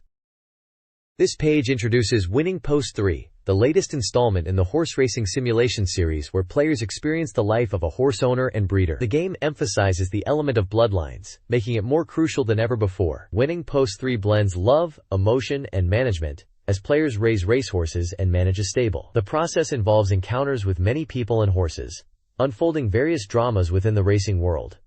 Race commentary is also lively and engaging. The game allows players to own famous horses like Oguri Cap and Narita Bryan as sires, race their offspring, and even make talented foals the next generation of sires, aiming to prosper the bloodline of their favorite famous horses. Screenshots show dynamic race action, a character portrait, and menus likely related to stable management or breeding. The focus on bloodlines is a key element for enjoying the drama of horse racing more deeply. This page delves deeper into the features of Winning Post 3, highlighting the important human characters who assist the player. Key figures include the secretary, a consistent partner who handles practical matters, the new consultant, offering expert advice on bloodlines and horse assessment, and the farm manager, who oversees the player's farm and production. Familiar faces from the previous game, Sakurako Arima and Shuzaburo Isaka, return in advisory roles. The game also boasts the inclusion of 26 real-name jockeys, featuring prominent riders like Yutaka Take and Noriyuki Yokoyama, with up-to-date data for enhanced realism. Furthermore, the game significantly expands the opportunities for overseas races and regional exchange races. Japanese horses can now compete more frequently abroad, and the game reflects the increasing interaction between central and regional racing in Japan, allowing players to aim for victories in major dirt races and become a dirt king. While the PlayStation version is shown, the Saturn version features dynamic 2D race graphics, promising exciting race developments. The focus on these supporting characters and the expanded race calendar adds depth and realism to the simulation.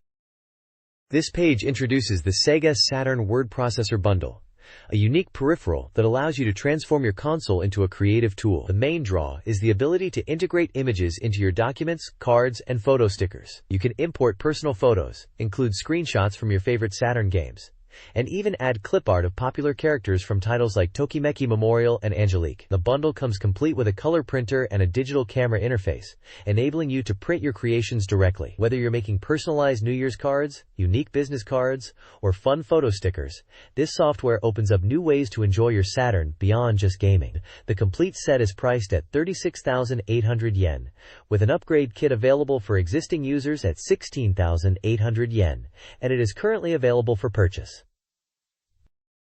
This page features a special Christmas celebration centered around playing the SEGA Saturn, titled Let's Play SEGA Saturn This Xmas. This feature targets light users and offers recommendations for 29 good software titles perfect for the holiday season. The cover image is a festive one, showing Santa Claus wearing sunglasses and holding a SEGA Saturn 3D controller in front of a Christmas tree, suggesting the console is a key part of the holiday fun.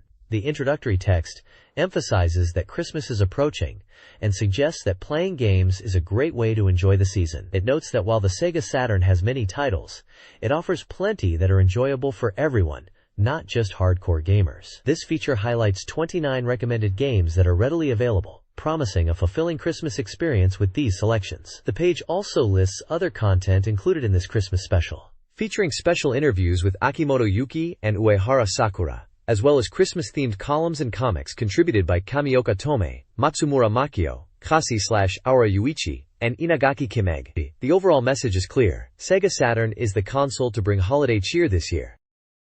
This page features an interview with Akimoto Yuki, providing a personal perspective on Christmas as part of the magazine's holiday special. Akimoto Yuki shares her childhood memories, including growing up in Fukuoka and experiencing the joy of white Christmases, with snow accumulating in the garden. She recalls simple family traditions like decorating a tree and buying a Christmas cake. She expresses her preference for giving presents over receiving them, finding the process of choosing gifts enjoyable. Akimoto Yuki also discusses her views on Santa Claus, mentioning a memory of sending a letter to Santa through an English class and receiving a reply. Her parents taught her that Santa Claus is someone who cares about you, and that eventually, everyone must become a Santa Claus for others, a message she still cherishes. The interview offers a warm, personal reflection on the spirit of Christmas, aligning with the magazine's festive theme. Akimoto Yuki reflects on Christmas, preferring a natural, stress-free celebration, often involving studio work and even bento boxes. Her ideal gift is a week-long overseas trip, possibly to see Las Vegas's Christmas tree. If staying local, she enjoys time with friends, perhaps a hot pot party. She also reveals her past involvement with a SEGA Saturn game. Beyond Christmas, she aspires for a happy future, focusing on personal well-being and family time. She believes the spirit of Christmas is subjective. The page includes her profile, born in 1976, 21 years old, from Fukuoka, and known for Beach Boys. It also highlights her singing debut and commercial appearances. This page features actress Usara Sakura, who discusses her approach to Christmas and her love for games. Unlike typical celebrations with boyfriends, she prefers spending time with family, shopping, and cooking together, especially since opportunities to return home are rare. She's a regular at game centers in Shibuya and Shinjuku, enjoying racing games and claiming to be a master at Puyo Puyo. She admits she gets easily absorbed and spends a lot of money. At home, she plays consoles like the SEGA Saturn, PlayStation, and Sega Mega Drive, mentioning some models can even connect to a TV. However, her room is mostly filled with stuffed animals from UFO catchers, which she collects series of, wondering how much the machines themselves cost. She enjoys playing with the plushies she's won. Her profile notes she was born March 31, 1977, making her 20 years old, and hails from Tokyo. It highlights her role as a nurse in the drama Nurses Work 2, and her past musical collaborations and releases, including a cover song arrangement by Tomoyasu Hote. This page features actress Sakura Uehara continuing her discussion, this time focusing on Christmas memories and music, under the title, Koxmas is SEGA Saturn de Asobo. Let's play SEGA Saturn this Christmas.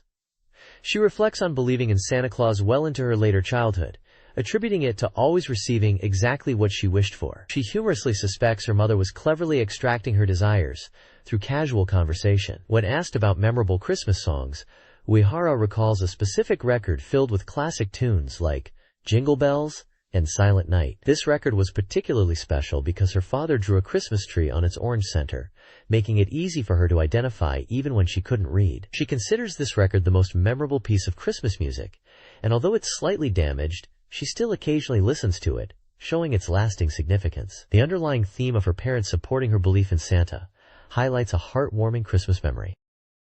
This page features a guide to selecting SEGA Saturn games for various moods and occasions, alongside a spotlight on the action game Ninpen Manmaru and a practical guide to decorating a Christmas tree.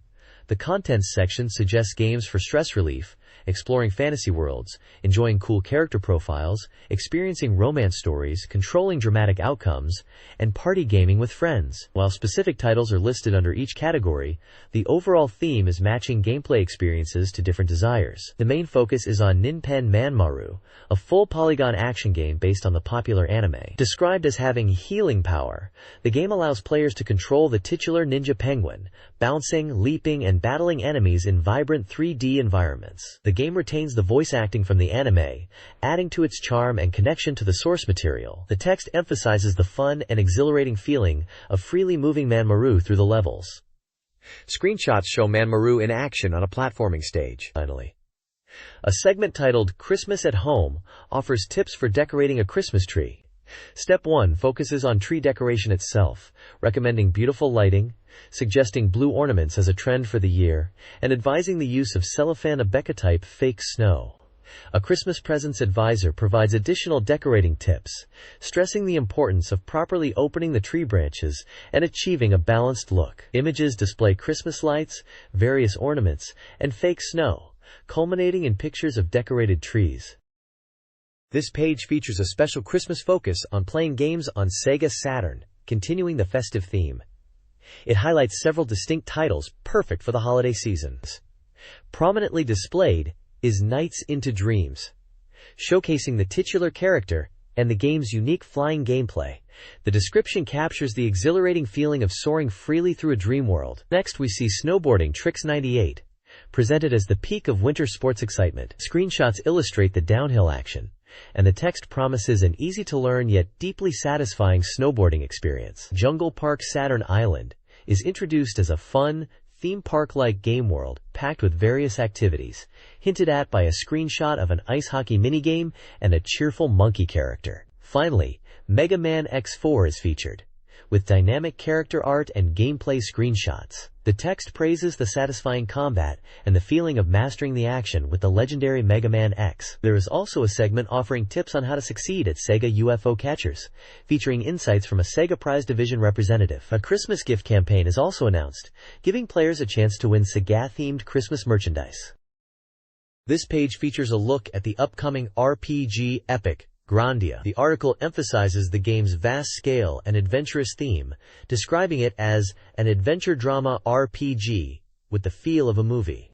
It introduces the protagonist, Justin, a boy whose journey begins after discovering a mysterious stone, leading him to seek the legendary new continent and the edge of the world. The text praises the game's use of 3D polygons to create beautifully detailed environments that allow for free exploration and a natural, enjoyable gameplay experience. It's highlighted as one of the most anticipated titles for the winter season. The page includes character artwork and screenshots that showcase the game's visuals. Additionally, there is a small feature providing advice on selecting Christmas cards. This page features a special look at games to enjoy on SEGA Saturn for Christmas.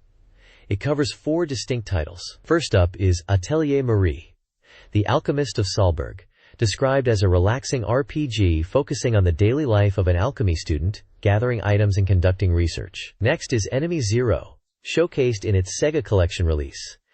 This is an intense adventure game by Warp, where you must survive against invisible enemies on a spaceship using only sound, creating a chilling, movie-like horror experience. There's also Hippo-style Island Story from Enix, an adventure RPG where you explore an island, fish, catch insects, and search for yourself alongside quirky characters. Finally, Resident Evil is featured, detailing its premise of a biological outbreak and the terrifying survival horror players face, noting its effective use of visuals and sound to evoke fear, much like a horror film. Below the game features is a humorous manga strip about planning a Christmas party that dwindles down to just two friends playing SEGA Saturn on Christmas Eve after others cancel for dates, resolving to make better plans next year. This page features a thrilling look at Sonic SAR on SEGA Saturn, described as experiencing the joy of the supersonic hedgehog. Screenshots show characters like Sonic, Tails, Amy, and Robotnik racing on looping tracks. The game is highlighted as an action racing title with a roller coaster-like feel, where collecting rings and items allows for warps and power-ups, making races exciting. It also mentions collecting Chaos Emeralds and enjoying the experience with two players. This is followed by a mention of an SD Gundam title, noting its super deformed style is super cute. The lower section shifts focus to Christmas preparations, with a guide on fun gift wrapping. Titled Christmas at Home, it suggests using traditional gold and silver colors, guided by an advisor from Tokyo Hands department store. Tips include using playful paper, filling bamboo baskets, and adding cute ornaments, with examples of finished wrapped gifts shown. This page highlights SEGA Saturn games, perfect for enjoying during the Christmas season.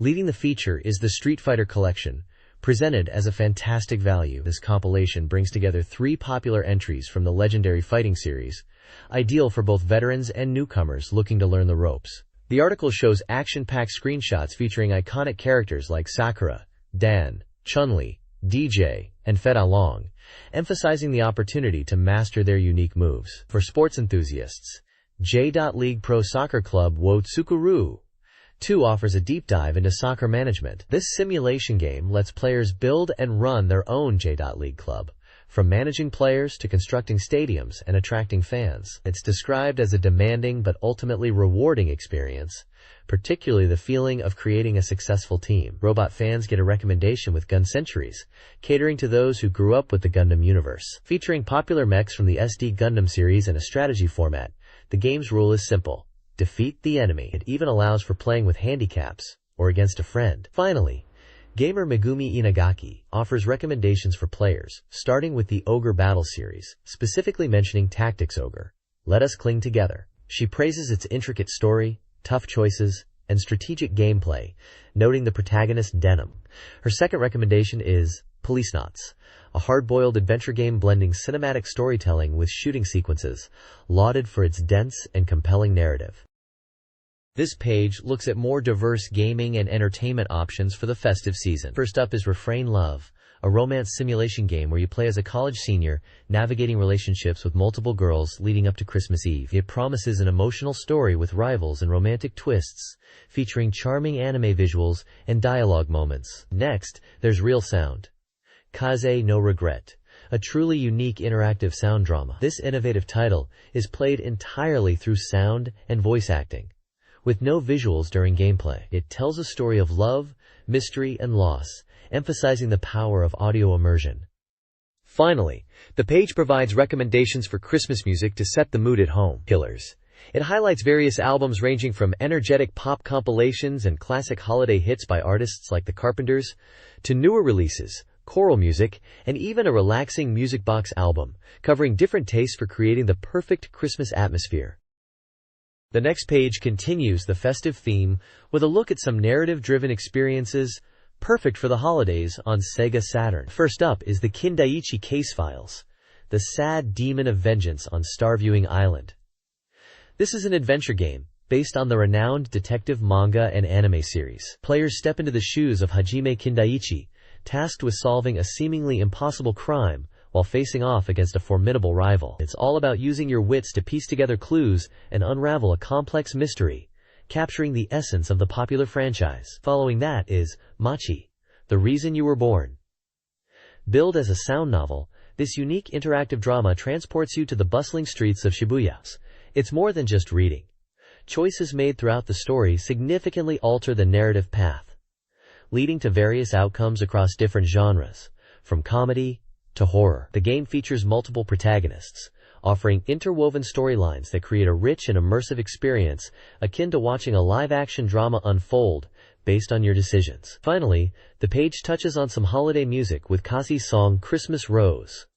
This section includes a personal reflection on how the song captures the feeling of a snowy Christmas night, describing it as a pop track focused on themes of memories and easing anxiety, currently serving as an ending theme for a TV show. It adds a touch of musical atmosphere suitable for the season. This page explores games perfect for gathering friends during the festive season.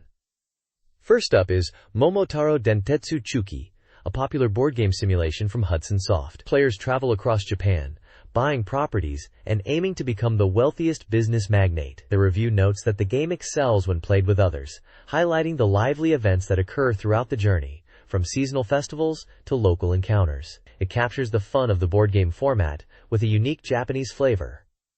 Next, Konami's JIKU Powerful Pro Baseball Series is presented as a classic choice for group play. This baseball simulation is praised for its straightforward rules and realistic gameplay, allowing players to experience the thrill of pitching and batting. Despite its simplicity, the game accurately portrays the strategic elements of baseball. The distinctively styled characters add to its charm, making it a go-to sports title for friendly competition. Finally, a personal column titled Kamioka Tome's Go-Go Christmas reflects on the joy of playing games with companions. The author shares an anecdote about an intense, all-night Othello session with friends, emphasizing how focused and engaged everyone became. This highlights how simple games can foster communication and create a strong sense of camaraderie, making gaming a perfect activity for bringing people closer together during the holidays. Looking for great SEGA Saturn games to play with family and friends this holiday season? Saturn Bomberman offers explosive 10-player battles with simple rules. DX The Game of Life 2 brings the classic board game to life digitally, perfect for families. Baku Baku Animal provides a unique puzzle experience with charming animations. Finally, Puyo Puyo 2 delivers the definitive falling block puzzle game, known for its competitive versus mode. These games provide accessible fun for all ages, fostering camaraderie and making them ideal choices for a Christmas gathering. This page is all about the exciting journey of finally deciding to go buy a SEGA Saturn. It kicks off with a call to action, inviting readers to take the plunge. The page offers practical tips and insights presented in a fun, comic strip style, guiding potential buyers. Key advice includes checking for the distinctive gold label on game packages to ensure they are Saturn compatible, and understanding where to find the games in stores. It also gives a heads up that sometimes the appealing artwork on game boxes might not fully represent the actual gameplay experience. There's also a nod to the SEGA Saturn user community and the importance of having an open mind to truly enjoy the games. A cool feature highlighted is how some SEGA Saturn games with internal clocks react to real-world dates. Specifically, it mentions that games like SEGA Rally Championship have special events or even unique courses available only on specific days, such as a snowy Christmas course. Finally, the page strongly advocates for buying a SEGA Saturn right now, emphasizing that it's a great deal. It features the iconic SEGA Saturn spokesman, Sanshiro, promoting a trial disc included with new purchases. It encourages existing users to recommend the system to others. This page showcases the arrival of Zero Divide, the final conflict on the SEGA Saturn. Presented as the ultimate evolution of the popular 3D fighting series, this entry brings its unique brand of polygonal combat to the platform. Releasing on November 20, 1997 for 5,800 yen, the game is set within a futuristic network space in the year 20XX. The central conflict revolves around the XTAL incident and the sophisticated offensive programs called Zulu. The powerful and dangerous program XTAL is reviving within Zulu, prompting other programs that have resisted evolution to rally under Zulu's banner. Their goal is to prevent XTAL's full return and avoid their own impending demise. The page features striking screenshots of the game's robotic and cybernetic fighters engaging in intense battles, demonstrating the detailed 3D graphics. A prominent quote captures the game's high-stakes drama. "Don't stop me. I will erase even my own existence. XTAL." This looks like a compelling addition for fans of 3D fighters on the Saturn. This page introduces the adventure horror game, Come On! Universal Nuts, developed by Layup and released on December 18 for 5,800 yen, recommended for players 18 and older. The game puts you aboard a deserted space ferry, where terror begins, seemingly orchestrated by an unseen force. The story centers on the protagonist Yui and her childhood friend Ai, who has a cute look but a tough personality, as they face sudden explosions and threats. The gameplay is driven by branching choices that critically impact the narrative, with certain decisions potentially leading to the characters' deaths, emphasizing the tension and survival aspect. Screenshots show UE and AI reacting to the disaster, including AI's clothes catching fire and a crucial shutter closing, trapping them. As they are trapped in a passage with dwindling oxygen, they decide not to wait for help and head towards a cargo ship, only to find it also targeted. A hint for their escape from a perilous situation comes from a memory of a similar predicament from their childhood. This game appears to offer a high-stakes adventure where quick thinking and the right choices are vital for survival. This page continues the tense narrative of, "Come on! Universal nuts!" The protagonists arrive only to find the disaster complete, including a dead technician whose terrified expression suggests he witnessed something horrific. Suspicion immediately falls upon the 8 survivors who have gathered in the lobby, hinting that the culprit is among them. The game poses the question, what did the technician see? The page also highlights the folder system, a helpful in-game feature that explains the unique terminology and concepts used in the story, making the narrative more engaging as you delve deeper. Following character introductions initiated by Councilman Wellington, mistrust escalates. Akage, red hair, is provoked by Wellington's remarks, leading to a confrontation where Akage draws an electromagnetic knife. AI steps forward to challenge him, refusing to back down despite his aggression. In the ensuing clash, AI demonstrates incredible skill, deploying a powerful railgun and quickly overpowering Akage. Despite her seemingly ordinary appearance, AI possesses remarkable special abilities that make her a formidable opponent. The situation remains unresolved, ending on a cliffhanger as the characters continue their investigation, hinted at by a screenshot showing them examining data about abnormal fluctuations. This page showcases Text Ruth Arcana Senki, a SEGA Saturn exclusive board and card simulation game with a multiplayer versus mode. The striking cover art features a powerful central character surrounded by tarot cards, emphasizing the game's theme, which the text states involves challenging gods for humanity's future. Set to release on December 18th for 6,800 yen, excluding tax, the game is produced and directed by Kenji Terada, known for his work on significant Japanese RPGs and animations. As a special bonus for those who pre-order, the game includes a set of 22 original tarot cards. The publisher is Pain, and development is handled by Falcon. The game was also featured at the SEGA Saturn Digital Circus event, highlighting its anticipation among fans. This page features a vibrant advertisement for Magical Night Dreams, Cotton 2. This action-packed shooting game sees the return of the beloved witch Cotton, joined by the new character Applic, as they search for the lost national treasure known as Mizuiro. The art style is colorful and energetic, showcasing the main characters, enemies, and the game's magical theme. The advertisement highlights that the SEGA Saturn version includes a perfect port of the arcade game, along with a brand new Saturn original mode. Players can team up for 2-player simultaneous play, a great addition for fans. The game boasts a wealth of new actions, promising more than just basic techniques, offering varied gameplay. Several small screenshots give a glimpse into the vertical shooting gameplay and diverse environments. The game is already on sale, priced at 5,800 yen plus tax. This looks like a solid return for the Cotton series on the SEGA Saturn, offering arcade action with added content for home console players.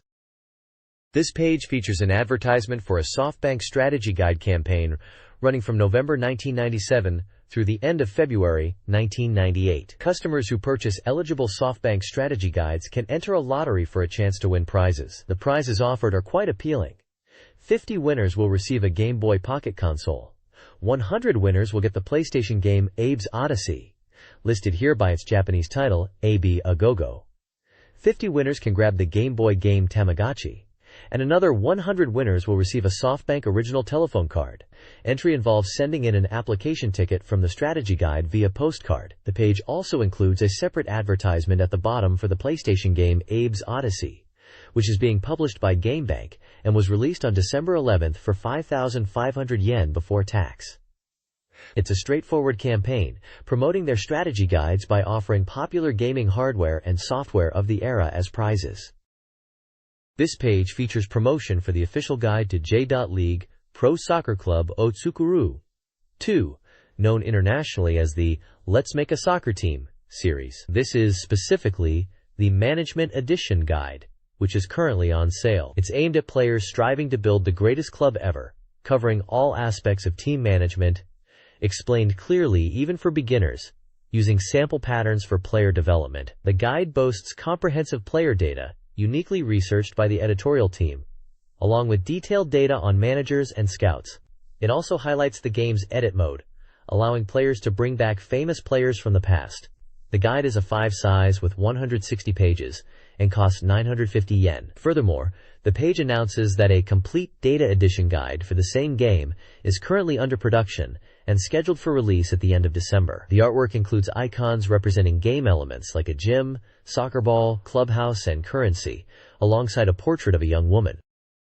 This page is a vibrant promotion for the animated adaptation of the beloved Sakura Wars series. Responding to overwhelming fan demand, the original video animation series, titled Sakura Taisen, Oka Ken Ran, finally debuted, delving into the previously untold story of the formation of the Imperial Combat Review's Flower Division. The first volume, titled Flower Capital Flower Battles, was released on Laserdisc and VHS on December 18th, priced at 5,800 yen.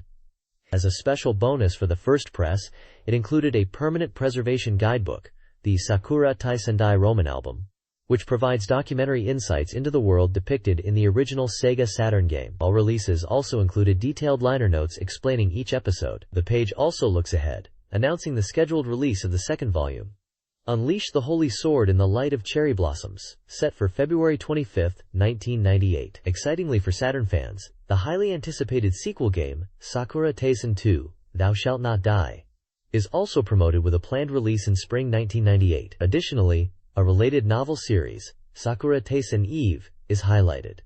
The page features stunning character artwork of the main members of the Flower Division. This page is the Let's Park Reader Submission Corner, where fans share their thoughts and aim to be the submission king. Readers chime in on a variety of topics, from their personal lives and experiences to their love for Sega and specific game genres like simulation games. There's a call out for a sequel to combat Death Crimson in the sequel hope for this week's section. The page also provides an update on the nickname contest for a character from Sakura Wars, expressing surprise at the relatively low number of submissions, despite the prize of free software. Illustrations accompanying the submissions include the character from Combat Death Crimson and Dynamite Detective Bruno, sporting a Sega Saturn necklace. This page continues the reader submissions section, themed, Do You Love?, featuring fan art and personal stories. Readers share their thoughts on various topics, including their experiences with games and affection for specific characters. One submission expresses an overwhelming love for the Virtua Fighter 3 character Lao Chan, claiming his presence in the game makes them unable to fight him. Another touches on Virtua Fighter by mentioning an older player. Submissions also reflect on a lifetime of gaming, referencing earlier systems like the Famicom or NES, the Mega Drive, and specific titles like Alex Kidd. A recurring theme involves confessions related to gaming habits, such as playing a major RPG title like Devil Summoner immediately before an exam, or having gaming items confiscated, highlighting the impact of games on their lives. The page is filled with various artistic styles, accompanying these heartfelt and sometimes humorous anecdotes. This page continues the reader feedback section, but this time the theme is, This Kind of Thing I Hate, focusing on aspects of games, characters, or game culture that players dislike. The intro mentions this is a free topic feature, and the next one will tackle dislikes about strategy RPG relations. Readers weigh in with various pet peeves, from mistaking game titles like Yusha Exerciser and Desire, or game company names like Konami, Namco, Hudson, and Sega. They also highlight annoying female character traits, such as characters who cry immediately, characters who are overly strong despite appearances, or those with disproportionate physiques. Other submissions touch on disliked game settings, like strange character origins, e.g. Born on Krypton, or unusual character behaviors and dialogue, such as overly aggressive or nonsensical lines. One submission specifically mentions Samurai Showdown, Samusupi, and Virtua Fighter, Dorif, praising their simplicity and saying anyone who doesn't pick Virtua Fighter is not human, suggesting its reliance on basic fighting over complex inputs. The page also features a reader corner specifically for girls called the Higashi Kana's After School Club for Boys Only, which, despite the title, is a corner for female readers to submit thoughts, specifically about the character Higashi Kana. There's also a small entry about the game Mashi. The page concludes by soliciting more submissions for various themes, including dislikes about games, characters, and general gaming experiences. It's clear readers have strong opinions on what makes a game frustrating or off-putting. This page is the Park Gallery, showcasing reader-submitted illustrations.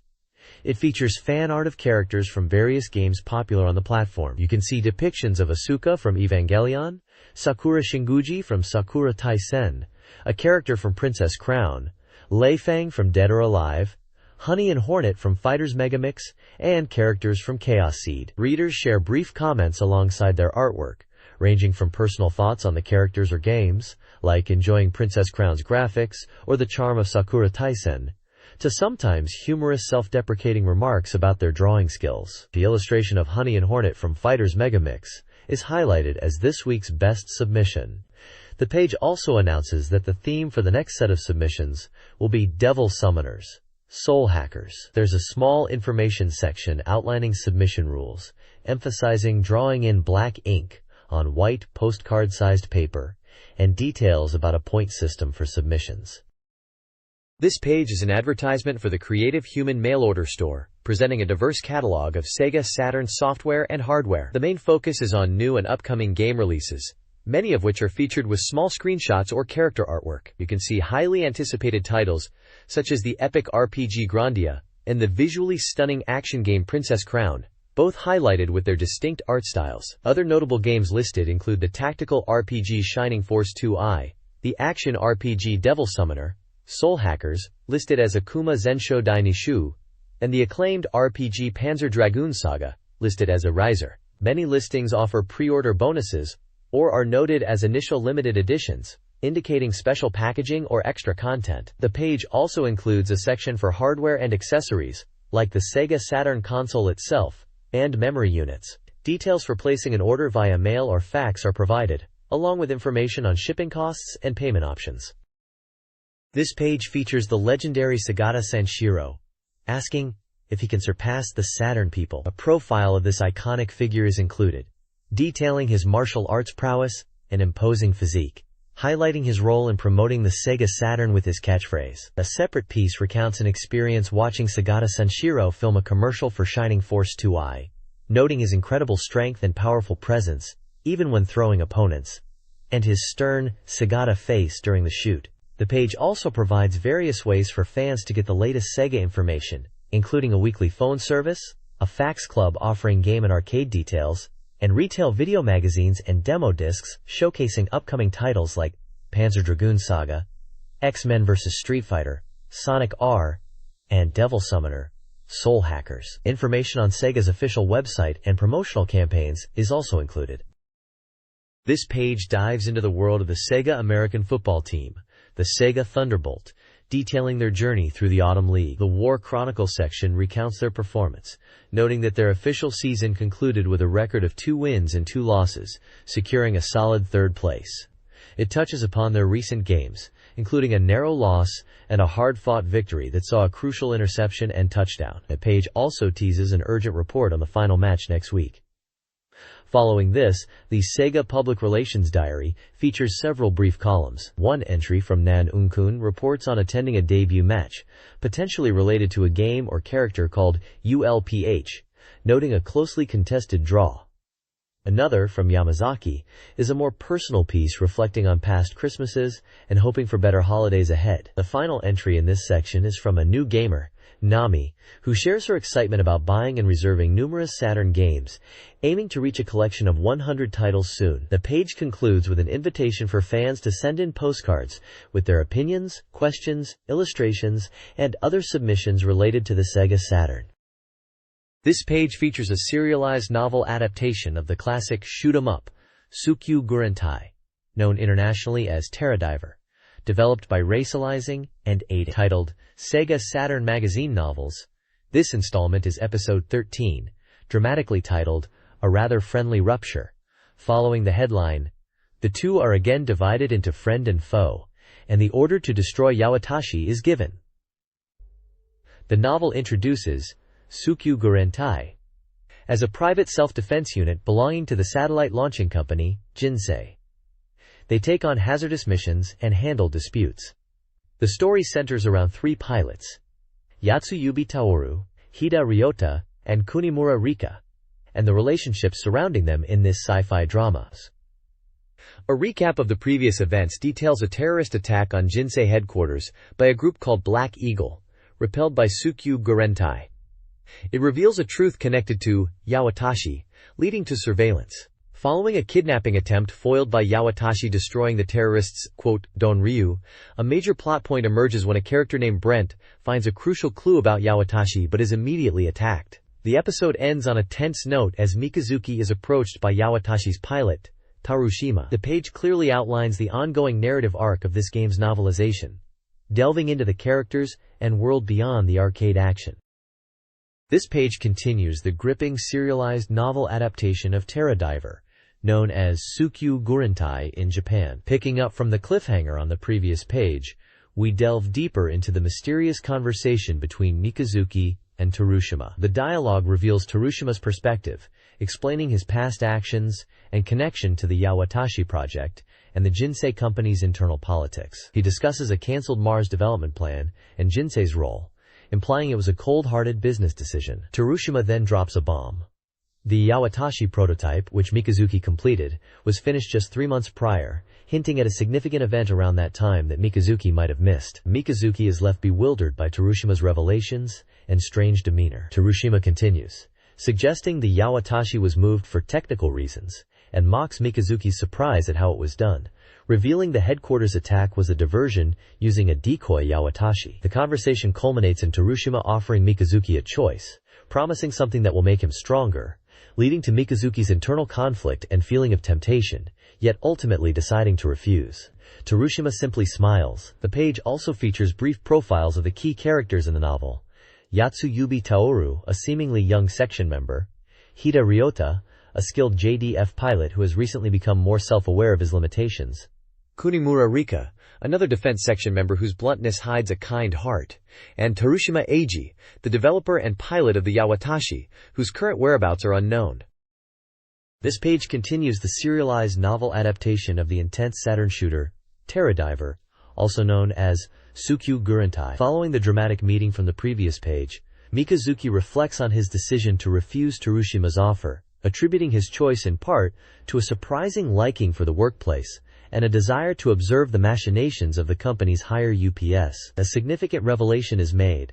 Mikazuki is the illegitimate son of the former company president, making him the older half-brother to the current president, a secret he intends to keep private. The conversation with Tarushima concludes with a tense exchange where Tarushima expresses a desire for them to be rivals and challenges Mikazuki to try and defeat the Yawatashi prototype he completed. Mikazuki accepts the challenge, though he muses internally about Tarushima's true character. The scene then shifts abruptly, showing Tarushima being picked up by a black car. He is met by a character identified as Murajin Io Shenrin, marking the next stage in Tarushima's movements after his encounter with Mikazuki. The page includes illustrations depicting characters in a car, supporting this narrative transition. This page continues the serialized novel based on the intense shooter, Terradiver, known as Tsukyu Gurentai in Japan. Following the departure from Mikazuki, Tarushima is now with Murajin Ao Shenrin, possibly referred to as Han in this scene. They discuss the potential of another individual as material, and reveal that the next act of terror has been decided. A conversation about a deceased environmental terrorist who occupied Switzerland and left a will with warnings to humanity also takes place, suggesting this may be related to their plans. The narrative then shifts focus to Takipami, who is in the office with Kunimura. As Takipami endures a quiet, tense afternoon longing to go home, Kunimura receives a document. With chilling cheerfulness, Kunimura announces that the document is a destruction order, which leaves Takemi trembling with fear and praying for his timely departure. The story is marked for continuation in the next issue. The page also includes a column from Racing developer Kenichi Yoku. He shares nostalgic memories of playing Sega Mark II games intensely despite their difficulty and limited releases, contrasting it with the abundance of games today. He briefly teases discussing the ending production of Tsukyu Gurentai, but decides against it for now. This page features a mail-order listing from a Sega specialty store called Santa, detailing prices for Sega Saturn software and peripherals, alongside titles from Mega Drive, Mega CD, and Game Gear, including ordering and payment information. This page features promotions for 2 upcoming books centered around the popular simulation game Sentimental Graffiti. Known for its emotional story of reconnecting with 12 girls from your past, the game was a significant title on the Saturn. The first book advertised is Tomohisa Kai Sentimental Graffiti Image Artworks. This is a substantial art collection in a 4 size with 224 pages, priced at 2,800 JPY before tax. Scheduled for release in late December '97. It showcases original illustrations and character designs by Tomohisa Kai, featuring over 115 pieces. It's presented as a permanent preservation edition, including a special clear case and a special original poster. Also highlighted is the Sentimental Graffiti Official Guide. This guide, the only official one available, is a B5 size book spanning 128 pages, priced at 1,300 JPY before tax, set for an early February '98 release. It delves into strategies for each of the 12 characters, explores their sad stories and detailed settings, and provides tips for the nationwide journey within the game. The page emphasizes that both books are available for reservation at bookstores across the country, and includes reservation forms for convenience.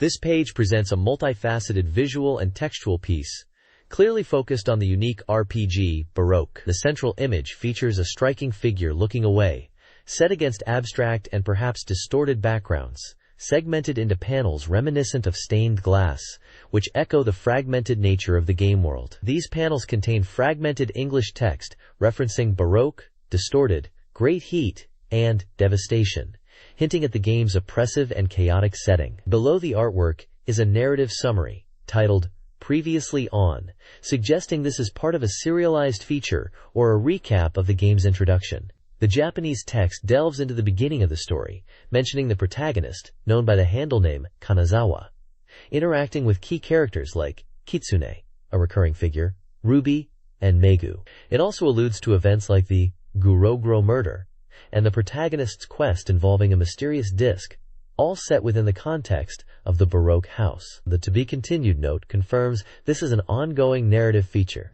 This page serves as a compelling introduction or recap for readers following the game's dark and complex storyline on the Sega Saturn. This page features the 4th volume of the serialized prequel story titled Baroque Filled-Up Pointing Triangle Prequel, expanding on the lore of the unique RPG Baroque. The main title reads, The Continuing Reign and the Angel's Scars, and this section is labeled 4 Anomalies. 1. The story is written by Mariko Shimizu, based on the original concept and supervision by Kazunari Yonemitsu, the creator of Baroque. The narrative delves into a surreal experience, opening with the character Suzume losing consciousness during disc analysis. Surrounded by strange, pulsating red spheres, the protagonist reacts instinctively, rushing Suzume out of the room in a daze. The story continues to explore mysterious events, characters, and the enigmatic disc central to the Baroque universe. A section at the bottom explains that this Baroque filled-up pointing triangle prequel is a serialized novel based on the ideas for the game, set before the main RPG's events. It introduces the concept of anomalies and the dark themes of violence and distortion that define the game's world. This page serves as a continuation of the game's complex and dark narrative, presented in serialized form for the magazine's readers. This page is an advertisement for the PlayStation title, Chocobo's Mysterious Dungeon. The main visual features a large, festive-looking chocobo, holding a lit candle, setting a Christmas theme, as suggested by the text. Why not spend Christmas night with Chocobo and the Mysterious Dungeon? The page details the game's release date of December 23rd, priced at 6,800 yen. It highlights that pre-orders are currently being accepted at convenience stores and include a limited edition Chocobo mascot doll as a bonus. Additionally, a guidebook for Chocobo's Mysterious Dungeon is promoted, scheduled for release slightly earlier on December 17th for 800 yen. The guidebook is marketed as a celebration of Chocobo's birthday and is packed with content beyond just game walkthroughs, including Chocobo history, puzzles, quizzes, and even monster cooking recipes, plus a secret bonus. Both the game and the guidebook are available through Digicube's distribution network at convenience stores and bookstores. This page highlights several upcoming and recent releases distributed through Digicube, emphasizing their convenience store and mail order availability. The main focus is on Super Live Stadium, a PlayStation baseball simulation featuring final data from the '97 pennant race, aiming for realism in player appearance and mechanics. It boasts full polygon graphics, visual effects, player-specific dialogue, and allows for editing players. This highly anticipated title is a convenience store exclusive, set for release on January 1st, 1998. The page also features the Digicube December lineup, showcasing game covers and details for titles releasing that month on both PlayStation and SEGA Saturn. Notable games include Kaze no Klonoa, Door to Phantomile, Mega Man Legends, Tales of Destiny, Gran Turismo, and Saturn Bomberman Fight. Further lists detail even more games available through this network for both consoles, like Resident Evil Director's Cut, Monster Rancher, Final Fantasy Tactics, Dead or Alive, and various fighting games like Street Fighter X Plus Alpha and Street Fighter Collection. Information is provided on purchasing games at convenience stores, such as 7-Eleven and Family Mart, or via mail order with a low shipping fee using a dedicated toll-free number. Finally, the page directs readers to Digicube's media channels, including Perfect TV, Faxbox, and their website, for the latest game news. This page is a special feature on the SEGA Saturn Music School software. It highlights how this program offers music lessons and composition tools for the SEGA Saturn, making it accessible even for beginners. The article reassures potential users that learning keyboard or music composition might seem daunting, but the software breaks it down into easy steps. It mentions a make-your-own-song mode, where users can compose music using just the Saturn controller or a connected MIDI keyboard, allowing for free arrangement and creativity. The piece emphasizes that the software helps users overcome common hurdles in learning music. It also provides information on how to purchase the software, mentioning availability in stores and via mail order, listing different sets available, and providing contact details for inquiries and orders. The overall tone is encouraging, promoting the software as an excellent tool for anyone wanting to learn music on their Saturn. This page features a special interview titled Talking, the Unknown Sound of Saturn, and is part of a Saturn sound lesson.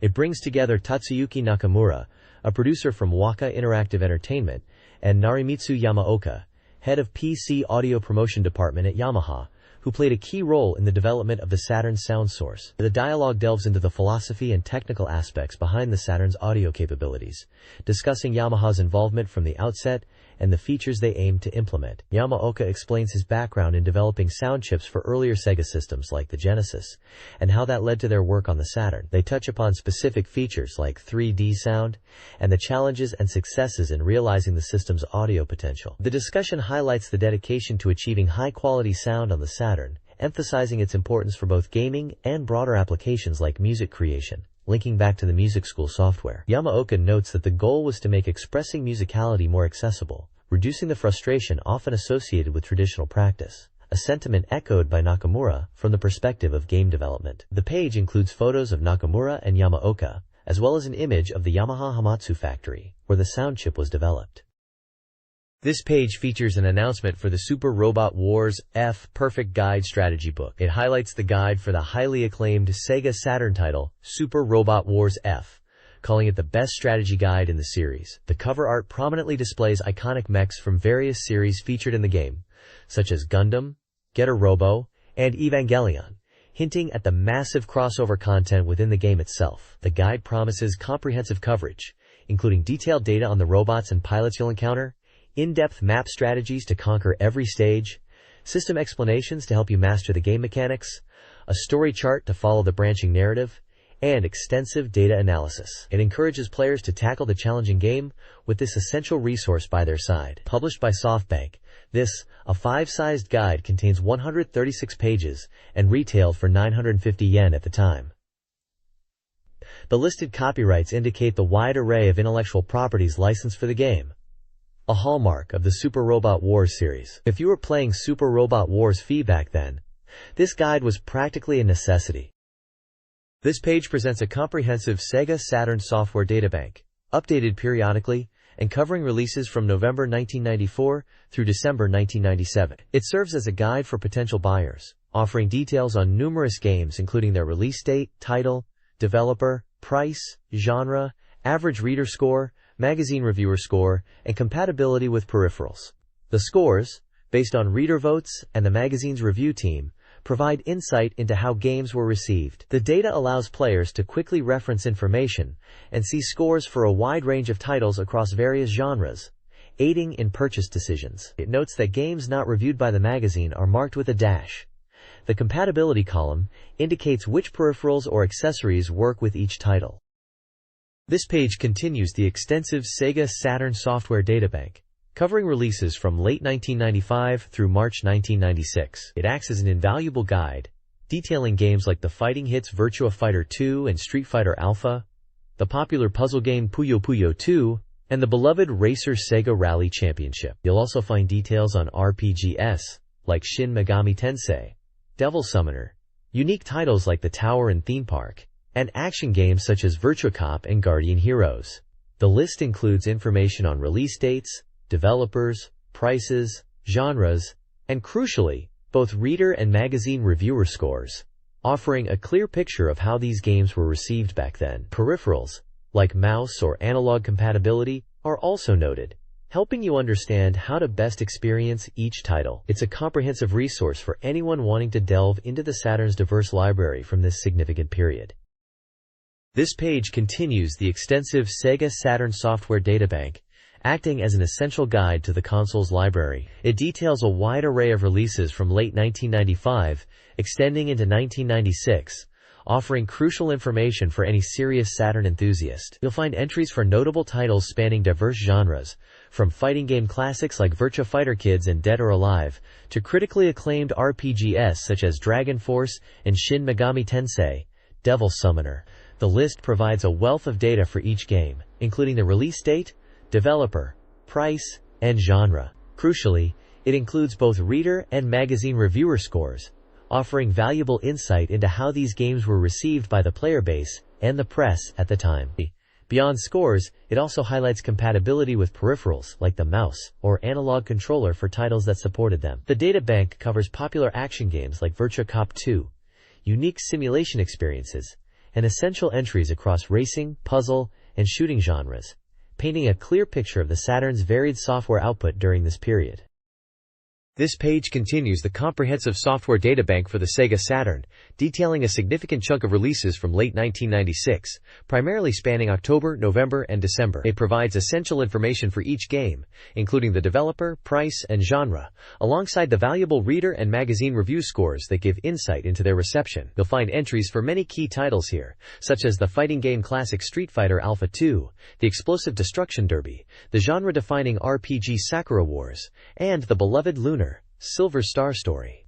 The list also covers major releases like Earthworm Jim 2, the fast-paced Virtua Cop 2, the festive Christmas nights included with Nights into Dreams, the stunning Panzer Dragoon 2 Zwei, and the tactical masterpiece Tactics Ogre. Beyond these highlights, the database includes a wide range of genres, from puzzle games like Tetris Plus and Super Puzzle Fighter 2 Turbo, to shooters like Batsugun and Sexy Parodius, adventure titles like Enemy Zero, and sports games like World Series Baseball 96. Compatibility with various peripherals like the mouse, analog controller, and multitap is also noted for relevant games, showcasing the diverse ways to interact with the Saturn library during this active period. Finally, the list wraps up with major releases like Fighters Megamix and Saturn Bomberman Fight. Capping off a strong year for the console. This page continues the extensive database of Sega Saturn software releases, shifting focus to the early months of 1997, specifically January through April. It maintains the format of the previous entries, offering crucial details like the game title, developer, price, and genre, along with reader and magazine review scores providing insight into their reception. Notable titles featured on this page include the action-packed Die Hard trilogy, the iconic adventure of Tomb Raiders, and the sports simulation NHL Powerplay 96. You'll also find entries for classic fighting games, like King of Fighters 96 and the arcade hit Mega Man 8. The database covers a wide array of genres, from shooters and puzzle games to RPGs and simulations, reflecting the diversity of the Saturn's library during this period. Compatibility notes for peripherals like the mouse and analog controller are also present for relevant titles, showing how players could interact with these games. The next page continues the comprehensive database of Sega Saturn software, covering releases primarily from May through July of 1997. It maintains the familiar format, providing release dates, developers, prices, genres, and both reader and magazine review scores, offering a snapshot of how games were received at the time. This period saw the release of many significant titles. We see the iconic platformer Sonic Jam make its debut, along with the celebrated RPG Sakura Wars, Sakura Taizen, and its limited edition. Fighting game fans were treated to titles like Groove on Fight and Marvel Superheroes, while action game enthusiasts could pick up Mega Man X4 or the arcade shooter G Darius, listed here as Layer Section SEGA Saturn Collection. The list also includes popular re-releases under the SEGA Saturn Collection banner, bringing classics like Dragon Force, Virtua Fighter 2, and Nights into Dreams back to players at a budget price. The database showcases the continued breadth of genres available on the Saturn, ranging from action and shooters to adventure games, RPGs, and various simulations. The review scores illustrate a wide spectrum of quality and reception, from highly praised titles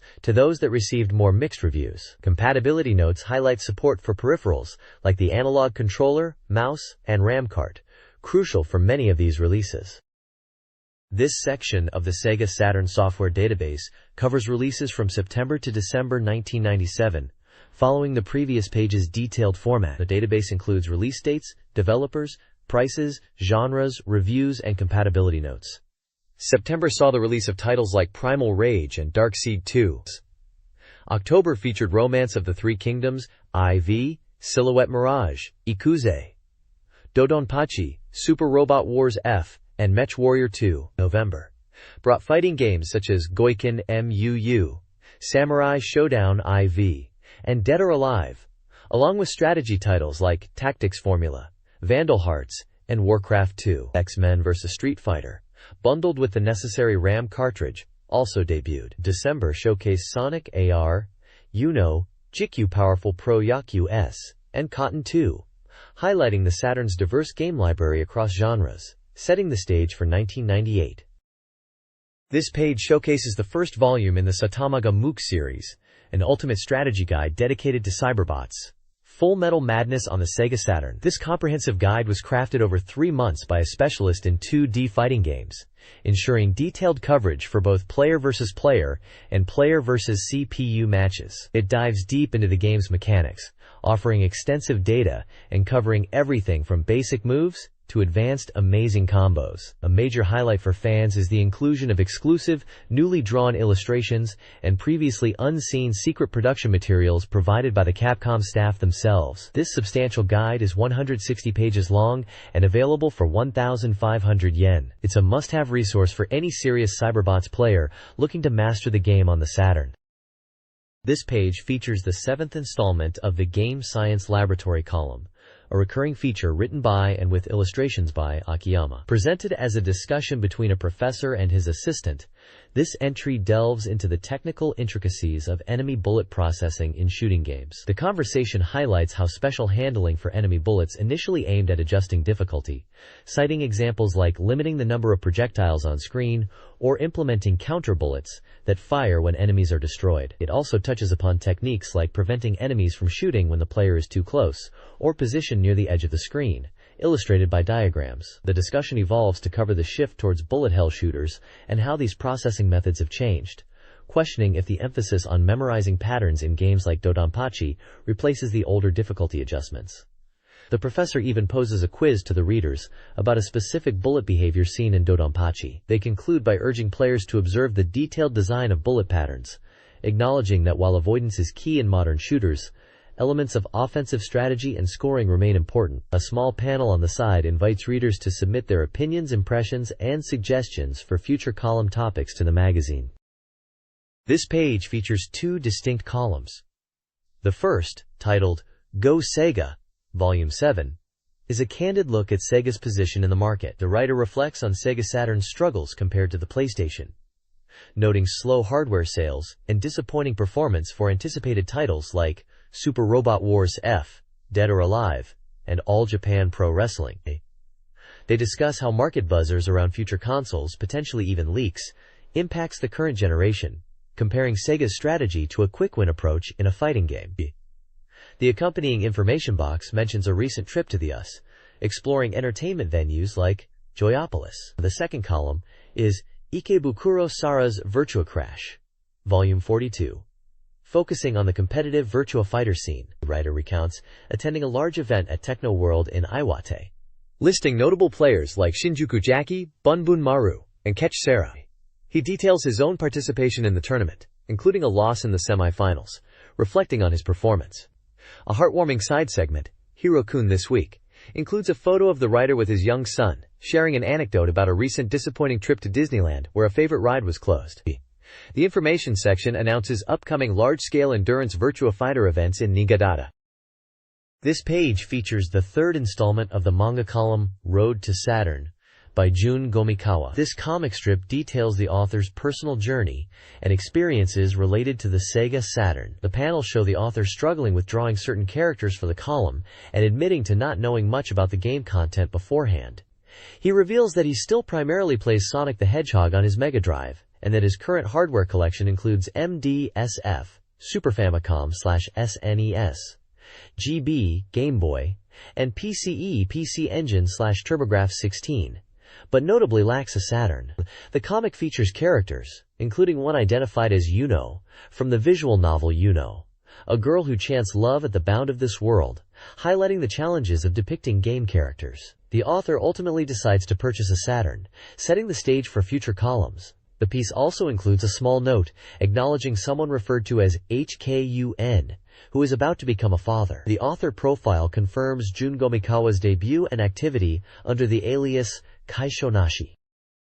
This page is a reader survey postcard, a crucial feedback tool for the magazine in the late 90s. It provides clear instructions on how to fill in the response boxes using numbers, showing examples for single-digit and multi-digit answers, emphasizing neatness for automated processing. The survey covers essential reader demographics like gender, age, and occupation, alongside questions about their gaming habits. It asks about the number of Sega Saturn games they own and which computer and game magazines they read regularly, allowing the magazine to understand reader profiles and competitive landscape. Key questions delve into their opinions on the current issue's content and their purchasing intentions. Readers are asked about which articles from the included Table 1 they found most interesting, which hardware from Table 2 they own or plan to buy, and crucially, which 10 software titles from the extensive Table 3 they plan to purchase in the future.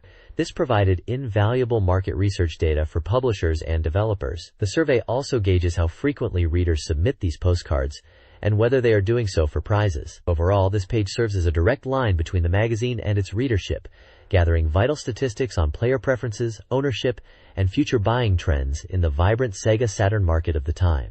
It's a snapshot of the era's approach to market analysis in the gaming industry.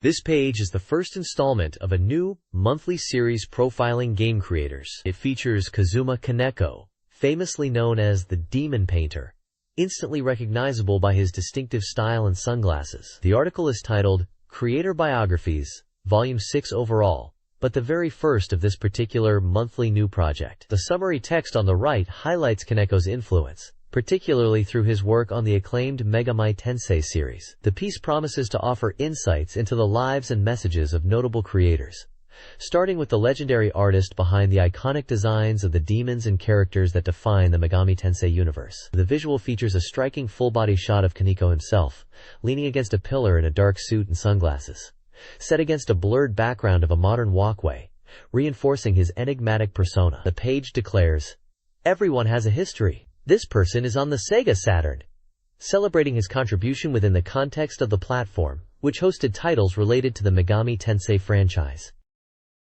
This page delves into the early life and influences of Kazuma Kaneko, the Demon Painter, behind the iconic designs of the Shin Megami Tensei series. Titled, From a Downtown Kid to the Devil's Painter, the interview explores his origins in Tokyo's Fukagawa area. Kaneko discusses his upbringing, stating his family ran a sushi restaurant, and how he spent his youth in the same neighborhood. He talks about his early artistic talents, mentioning that in elementary school, teachers encouraged him to pursue art. He describes a fascination with manga and anime from a young age, particularly mentioning Go Nagai's Devilman and classic tokusatsu like Kamen Rider. He notes that the different ending in the Devilman anime compared to the manga left a strong impression. This early exposure to darker, more complex narratives seems to have significantly shaped his future artistic direction. The article also touches on his student life, including playing volleyball in junior high, and his surprising interest in studying math in his third year of middle school. The photo at the bottom depicts the area around Monzenakacho Station, his hometown, illustrating the environment where this celebrated creator grew up. The piece highlights how his unique background and early influences paved the way for his distinctive style, seen throughout the Shin Megami Tensei franchise. This page continues the interview with Kazuma Kaneko, diving into his younger years and his artistic journey. He recounts his high school days, describing himself as uninterested in school activities, preferring to work part-time and explore the adult world and discos. He mentions various part-time jobs, including waiting tables, but felt a pull towards media, though often faced frustration. The conversation then shifts to his first encounters with video games. Kaneko recalls playing early arcade games like Atari Tennis and Breakout, seeing them as basic virtual simulations. He definitely played Space Invaders. He expresses his amazement upon seeing colorful, smoothly animated games like Super Mario Bros. After being used to monochromatic graphics. He also mentions playing older games like Xevious, Bump, and Jump, and Mach Rider. After high school, he spent time as a part-timer, before becoming an animator for 3 years, describing the environment intensely. Central to his philosophy is his creative drive, stating he cannot draw something without a theme and meaning behind it. The page features stunning artwork by Kaneko, showcasing his versatility. Characters depicted include Lucifer from Revelations, Persona, Melchizedek, Mokoi, and Nezha from Devil Summoners, Soul Hackers, and Susanoo from Persona. These illustrations demonstrate the diverse and striking designs that have become a hallmark of the Shin Megami Tensei series, highlighting his ability to bring depth and significance to his creations. This page continues the interview with Kazuma Kaneko, focusing on his transition into the video game industry and his deep involvement with Atlus, particularly the Shin Megami Tensei series. Kaneko describes his first encounters with Atlus and meeting Koji Okada, highlighting the transition from his animation background to game development on the Famicom, NES, Shin Megami Tensei. He likens joining the company and the series to being inducted into a mysterious organization. The discussion moves to the thematic core of his work and his evolution into the renowned demon artist. Kaneko reflects on the unique gameplay balance of the Shin Megami Tensei games compared to titles like Wizardry, noting the blend of player freedom and directed narrative. He shares insights into his character design approach and his personal investment in the game's world and visual presentation, including package design. A selection of key titles related to the Shin Megami Tensei lineage is presented, spanning platforms from Famicom to Super Famicom, PlayStation, and SEGA Saturn, featuring games like the original Shin Megami Tensei, Devil Summoner, and Soul Hackers. The page concludes by summarizing Kaneko's diverse portfolio, emphasizing how the Shin Megami Tensei series became a crucial turning point in his career. Screenshots display scenes from the classic Super Famicom titles Shin Megami Tensei 2, and Shin Megami Tensei If, showcasing the series' signature style.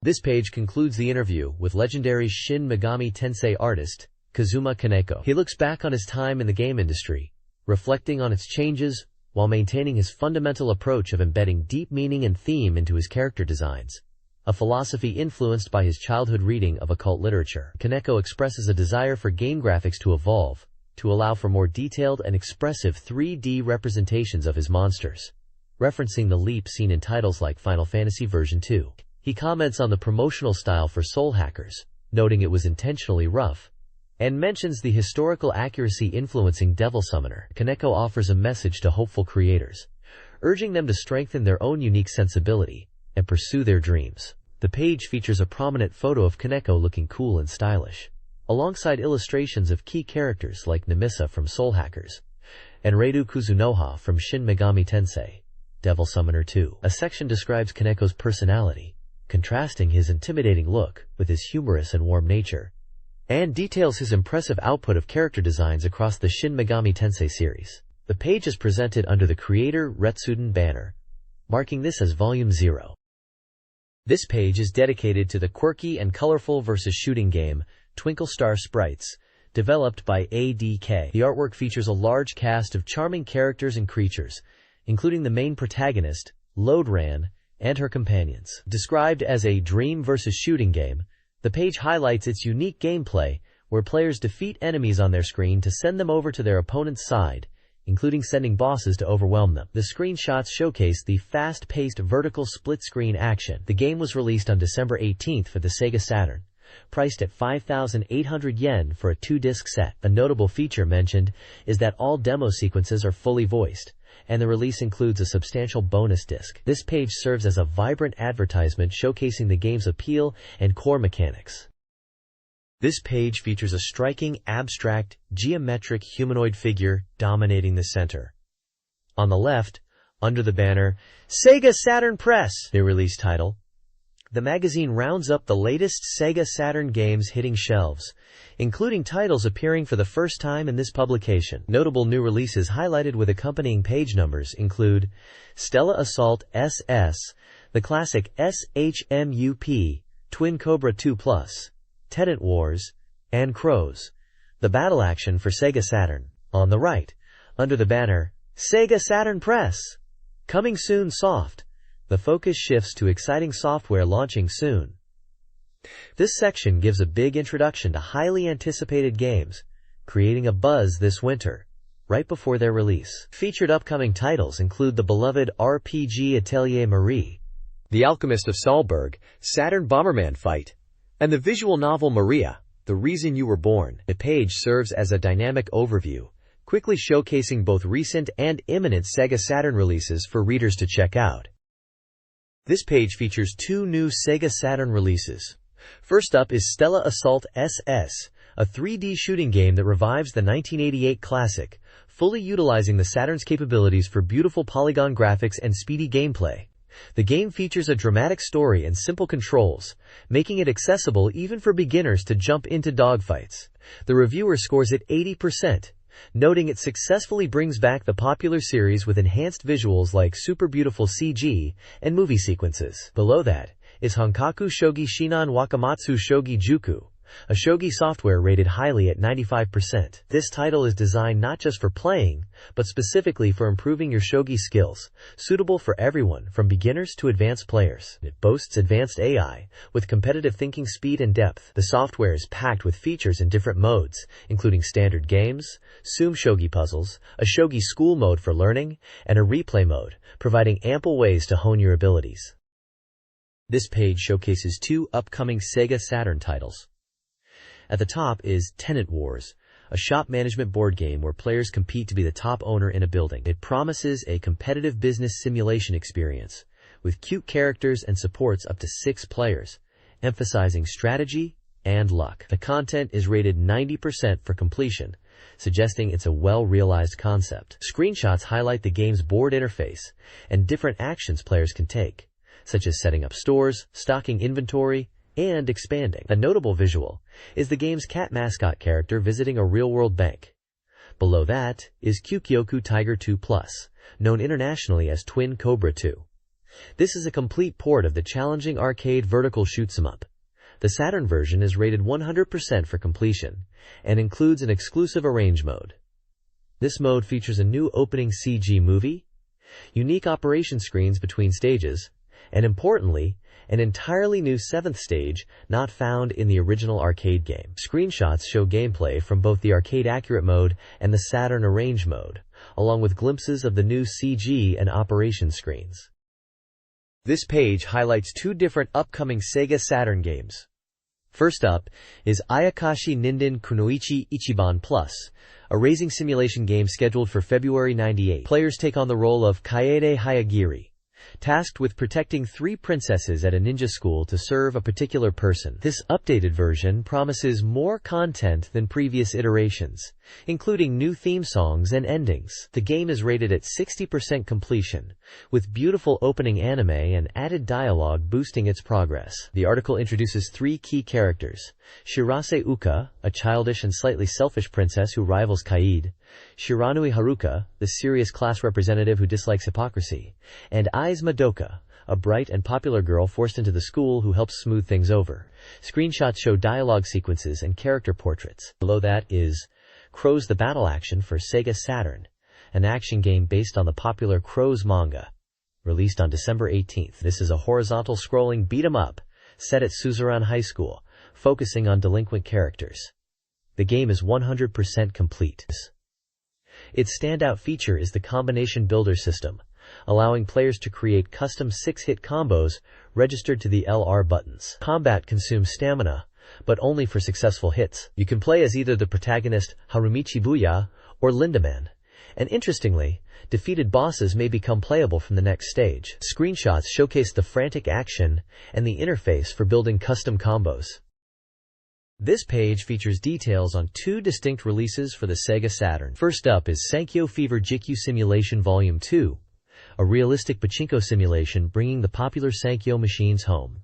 Released on January 15, 1998, and now 100% complete, this volume follows up on a previous installment.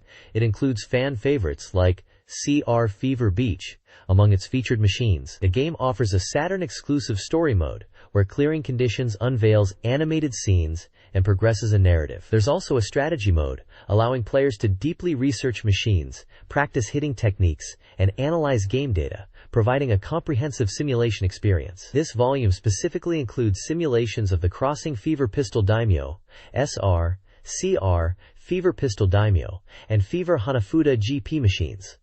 Below that is Prey Doll Disc Volume 10, featuring Mei Masaki. Released on December 11th, and now 100% complete, this entry in the Prey Doll Disc series is a digital photobook and content package starring Mai Masaki, known for her gravure work and commercials. It's packed with over 300 photos and more than 20 minutes of video footage.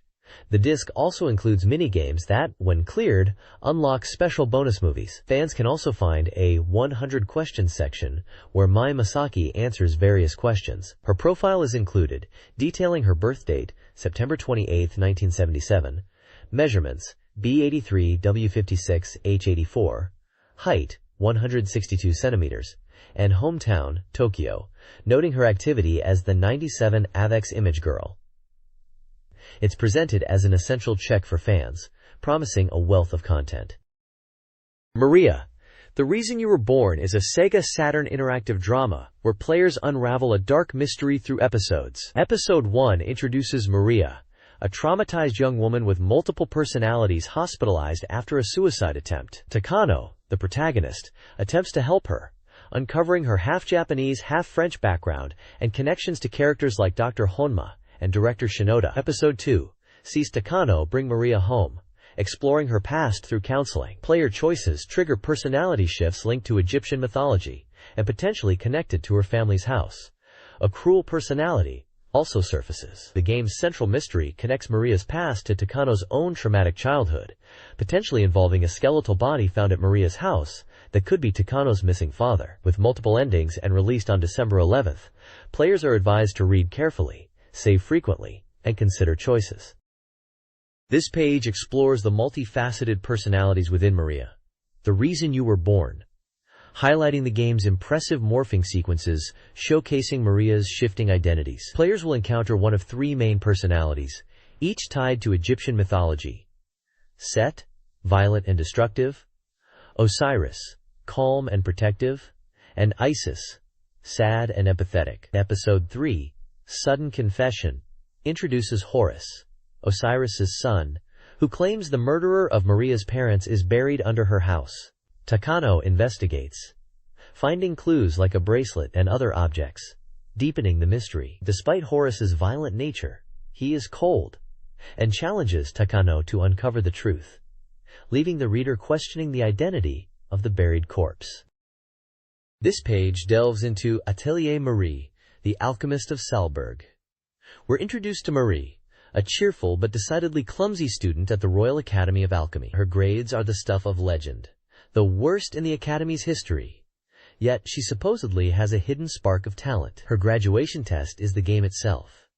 She's given an atelier, some starting capital, and a strict 5-year deadline to prove her worth by crafting high-level items. This time limit, and the focus on item synthesis and management, form the heart of this unique RPG. The screenshot gives us a glimpse into her bustling workshop, showing the passage of time via the calendar and her current funds. The beautiful artwork captures Marie's hopeful spirit.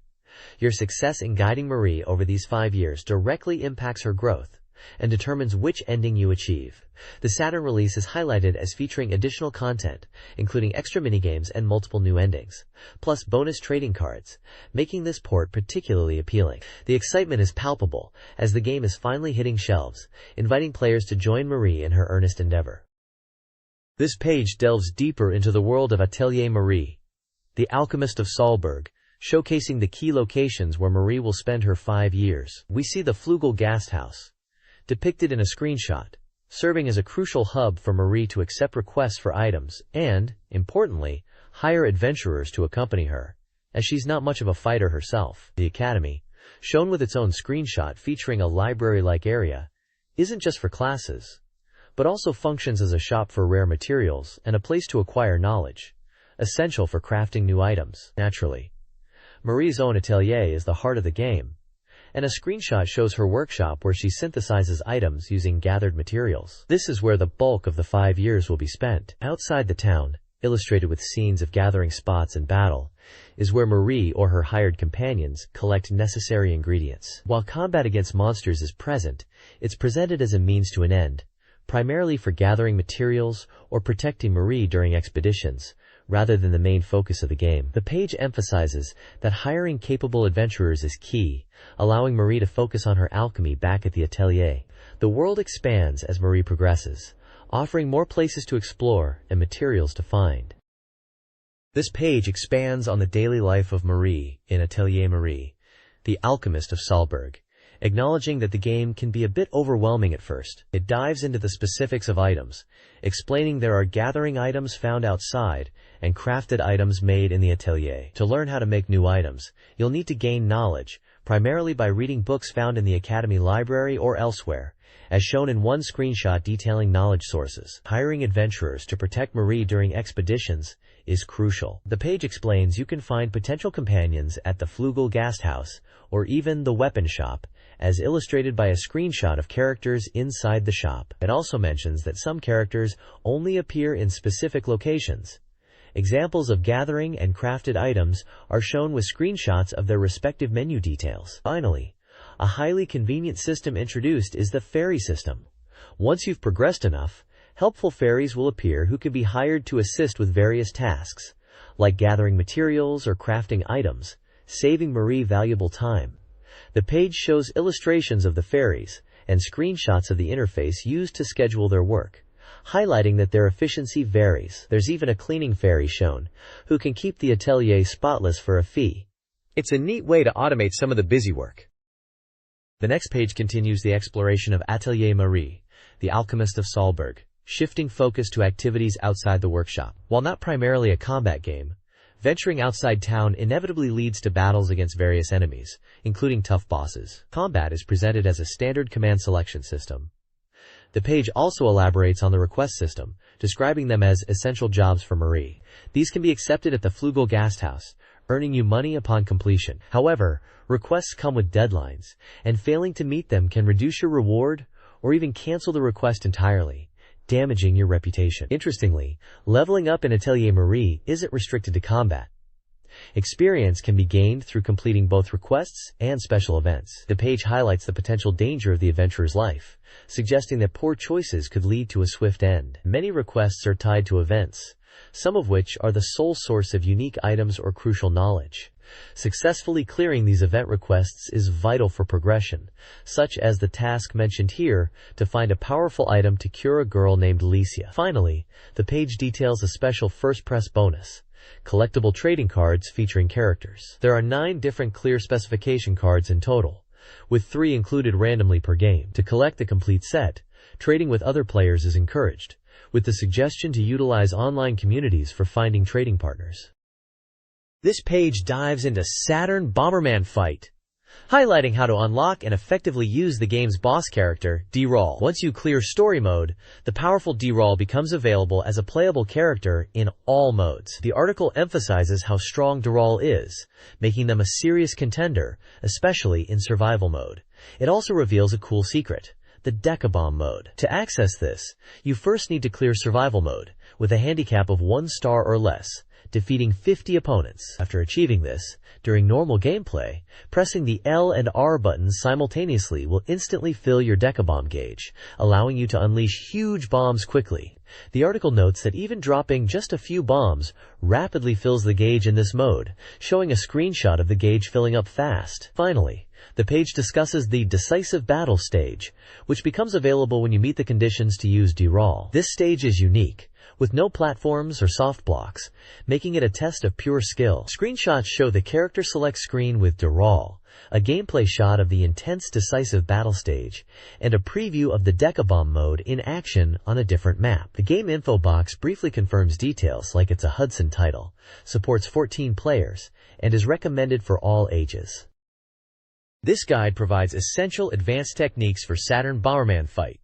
To help players win, key moves include the charged throw, which explodes bombs immediately upon impact, and the flashy Phoenix, which creates mid-air explosions. The stun kick is effective in close combat, instantly stunning opponents by kicking their placed bombs. Players can also master the Decabomb wall throw, a powerful tactic for Decabomb users, and the Decabomb quick charge, a trick utilizing the series bomb to quickly fill the Decabomb gauge via an exploit. Mastering these strategies gives players an advantage in battle.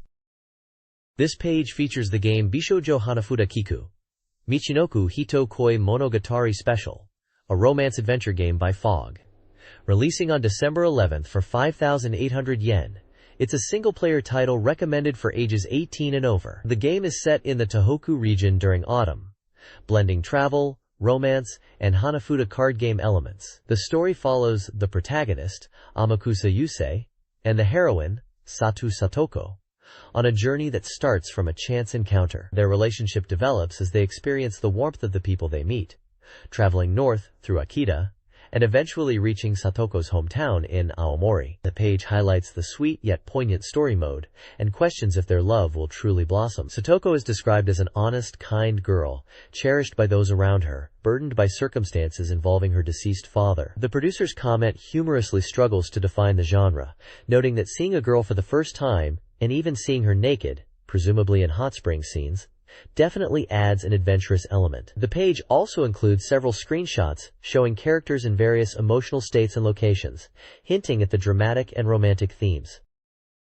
Bishoujo Hanafuda Kiku, Michinoku Hito Koi Monogatari Special focuses on developing nuanced relationships with three girls, moving beyond typical romance. Players cultivate bonds that are more than friends, less than lovers, with Hatodu Ayeri, Akamori Ojiu, and Tokiko, each presented with unique backgrounds and personalities. The gameplay blends Hanafuda card battles with travel through Tohoku region landmarks. Winning Hanafuda matches earns film to unlock sexy shots of the girls. The game emphasizes mastering Hanafuda to progress the story, overcome obstacles, and potentially confront a villainous character. This page features the adventure game Jungle Park from Saturn Island, which is listed as 100% complete and coming soon for the Sega Saturn. Published by BMG Japan. The game takes players to Saturn Island, presented as a vibrant park or resort, and is recommended for all ages, supporting one player. Despite the seemingly light-hearted premise of exploring a park with activities, the page hints at a deeper mystery. Illustrations and text point to various mini-games and locations like a baseball stadium, a crane game, a hockey rink, a golf course, and a railway line, suggesting a wide variety of things to do.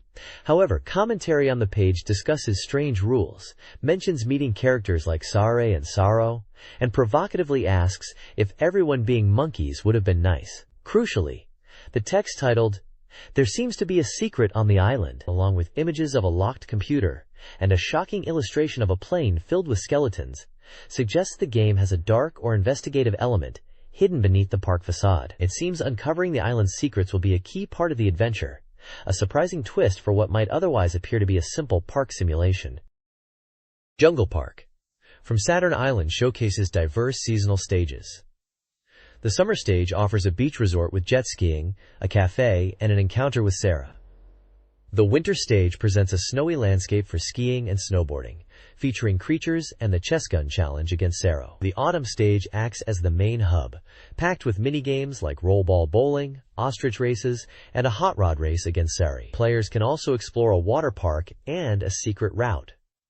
A key objective is to befriend Sarah. The game's visual style, reflecting the artistic background of creator Hiroshi Matsumoto, is a notable feature.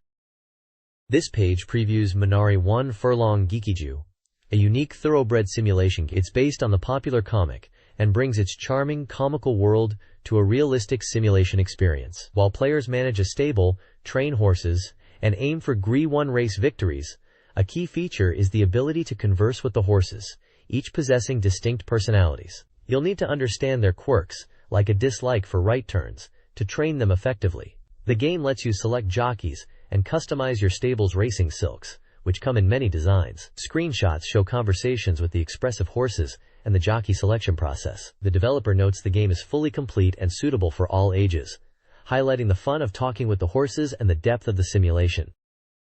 Minari 1 Furlong Gikiju is a horse racing simulation where players manage a stable, aiming to win all Grade 1 races. Starting with one horse and 50 million yen, players train, race, and earn money to acquire more horses. The core gameplay loop involves training horses using various methods, including praising, scolding, and unique techniques tailored to individual horse personalities. Training facilities are crucial. Racing involves strategic entry and tactics, considering each horse's preferred distance and style. The game features approximately 700 rival horses. Players also manage their farm, retiring horses to breed new ones, either through buying at auction or breeding their own. Breeding leads to new foals after a year. The game emphasizes depth, encompassing training, racing strategy, and the intricacies of horse personalities and breeding. This page features Virtual Boat Race 2, the exciting second installment in the series of authentic boat racing games from Nihon Busan. Building on the strong reputation of the first game, this version is powered up, offering realistic race scenes and the exhilarating feeling of high-speed water racing with a unique control feel. Officially sanctioned, it includes real racer names and racetracks. A major new feature is the split-screen versus mode for two players to compete head-to-head. The game offers various modes, including a comprehensive boat race dictionary, to educate players on the sport, covering everything from basic knowledge and terminology to track details and racer profiles. There's also a dream match mode, where players can set up simulated races with their chosen racers and tracks, and even try their hand at predicting the race outcomes. Screenshots showcase the intense racing action, the new split-screen mode, the dictionary interface, and the prediction setup screen. The game is set to release on December 4th for 6,800 yen, supports the Marucon controller, and is recommended for all ages. The developers mention addressing feedback from the first game to create a title fans will love. This page introduces Heroic Tales. Experience the life of a boat racer virtually. A unique simulation game for the SEGA Saturn. Stepping into the shoes of a young aspirant, players begin at the training school, with the goal of passing the 3 graduation trials to debut in the B1 class.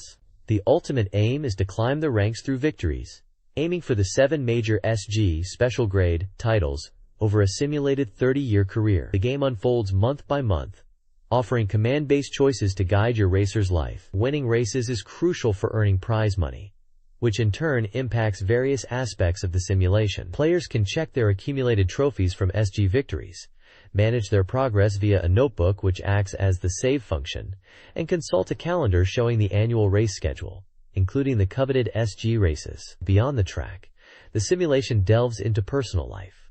Earned money can be used as living expenses, potentially improving your home rank. Investments can be made in transportation, starting from a bicycle and progressing to motorbikes and cars, reflecting your success. Interacting with your mother, whose comments evolve, is also part of the journey, eventually leading to a marriage event as you get older. The goal is clear. Clear training first, and then aim to conquer the SG titles and see your dream unfold. This page introduces the upcoming SEGA Saturn title, Uno DX. Building on the popular card game, this version is significantly powered up, integrating it into a school setting called Itsunoya Gakuen. Players can enjoy Uno while following a Gakuen Mono story mode, adding narrative depth to the gameplay. The game features various modes and includes character reactions during gameplay, brought to life by popular voice actors like Takeshi Kusao and members of the Uniform Improvement Committee. Scheduled for release on January 29th at 4,800 yen, Uno DX supports 1 to 2 players, Key characters appearing in the game are also highlighted. There's Uno Shunichi, the protagonist and self-proclaimed ace of the Uno Club, a first-year student with an energetic yet sometimes cheeky personality, driven by his passion for Uno. We also see Akikawa Chitose, the vice head and founder of the Uno Club, a reliable older sister figure who is popular with everyone. Finally, there's Furukawa Hijiri, a timid member of the club and daughter of a major wealthy family, who secretly harbors feelings for Shunichi, though he remains completely oblivious. This looks like an impactful new take on the classic card game, aiming to refresh its image.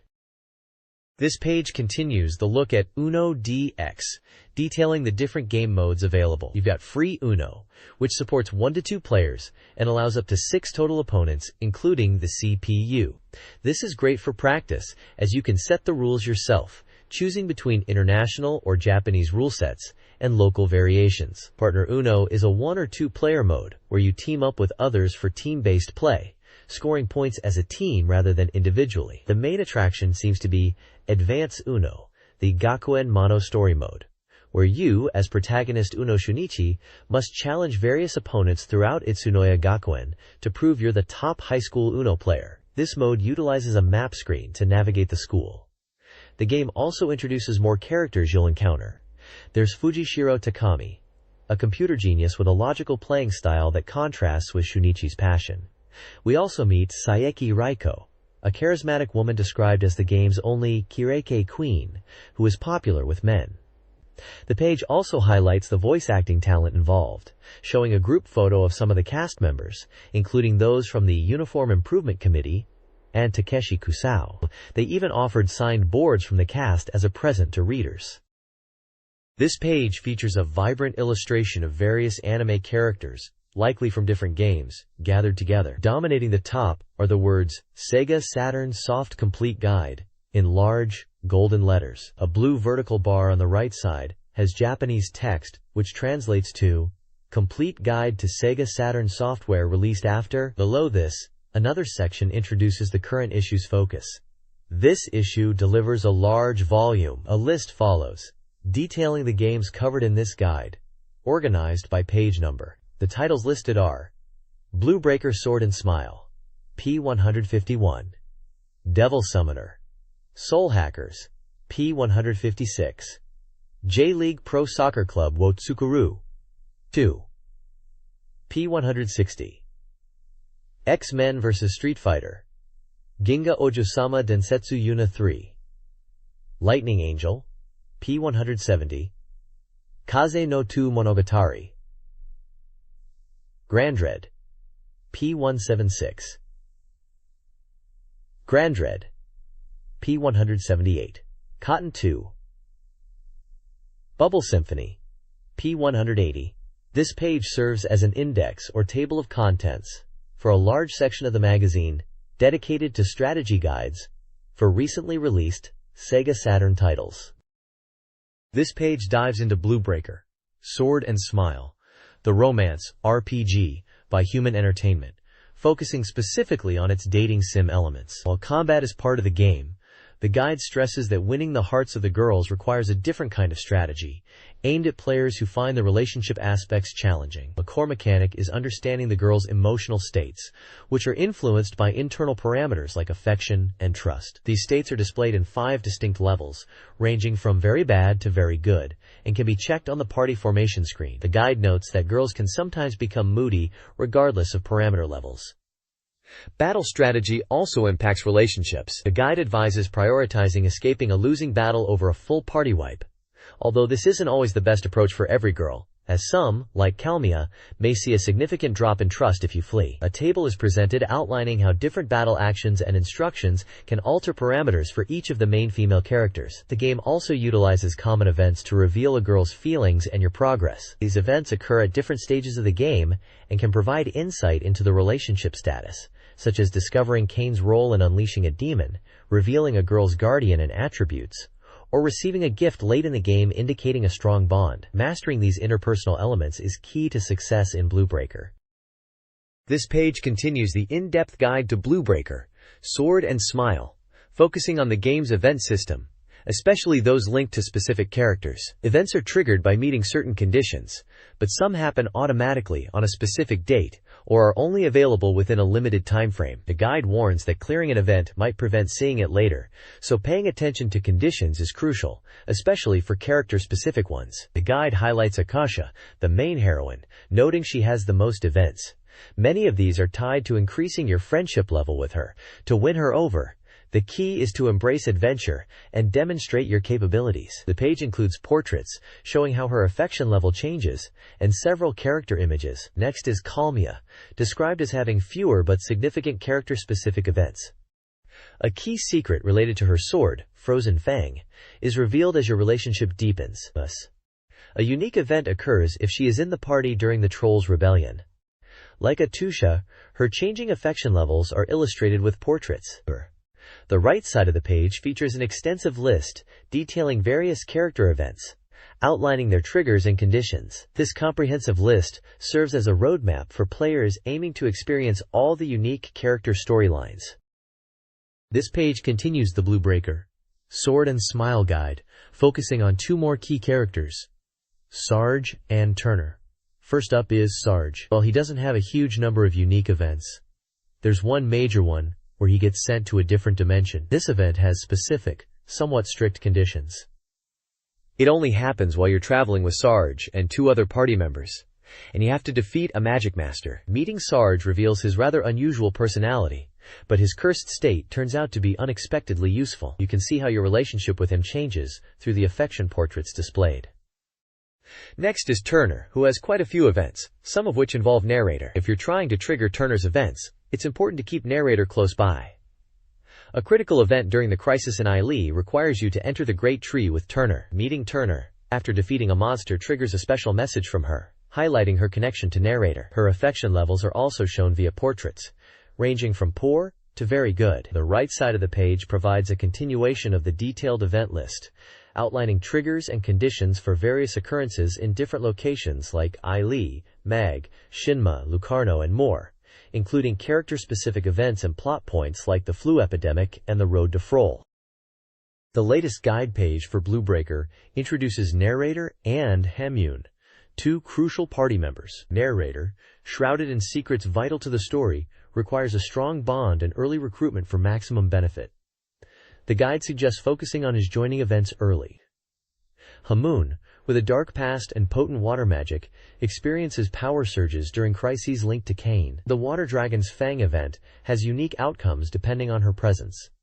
Both characters' affection levels are visually represented. The page also lists various events, including meeting Yam, dealing with the Lucarno volcano, events in Ailey, and the Golem fighting tournament, outlining trigger conditions and outcomes, some involving Narrator and Hamyun specifically.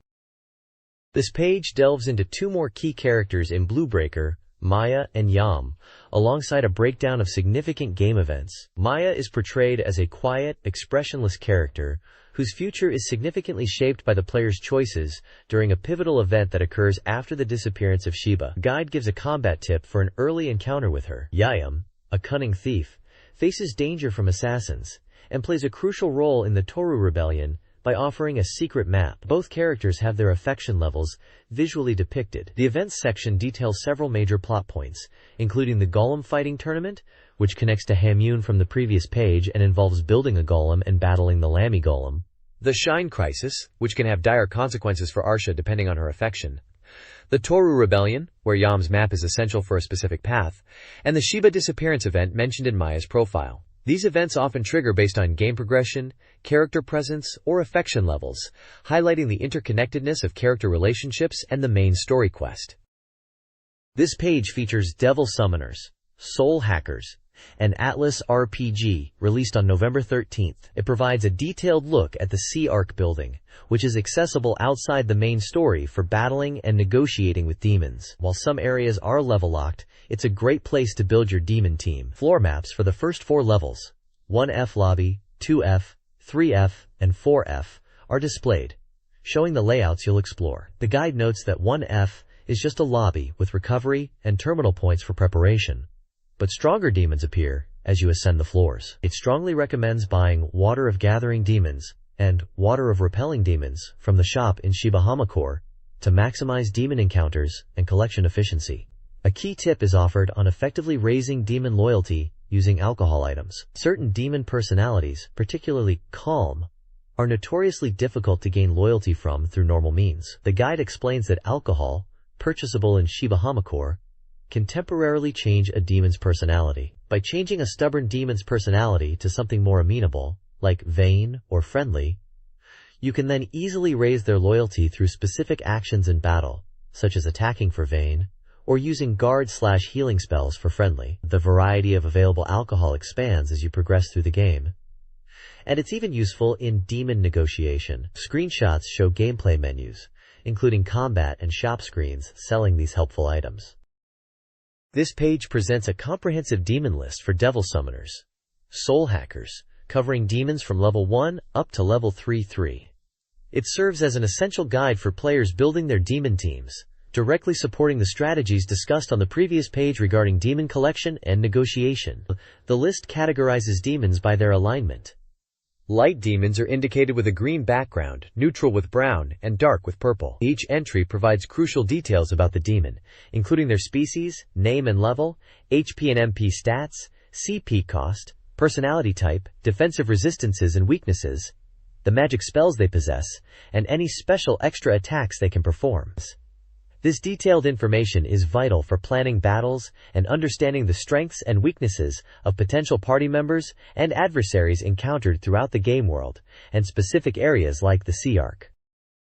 This page continues the comprehensive demon list for devil summoners, soul hackers, picking up with demons generally found at higher levels than on the previous page. It serves as a vital resource for players looking to understand the strengths and weaknesses of potential allies and adversaries in the game. The list provides essential data for building your demon party, detailing each creature's species, level, HP, MP, and CP cost. Crucially, it includes their personality type, which affects negotiation, their resistances and weaknesses to various attack types like impact, ice, fire, curse, and light, as well as the specific magic spells and special skills they possess. The demons are categorized by alignment, indicated by the background color: green for light, brown for neutral, and purple for dark. Featured demons range across numerous species like fallen, foul, beast, drake, haunt, spirit, and outlaw, each with unique stats, abilities, and defensive properties. This detailed guide is invaluable for players strategizing their way through the game, whether recruiting new demons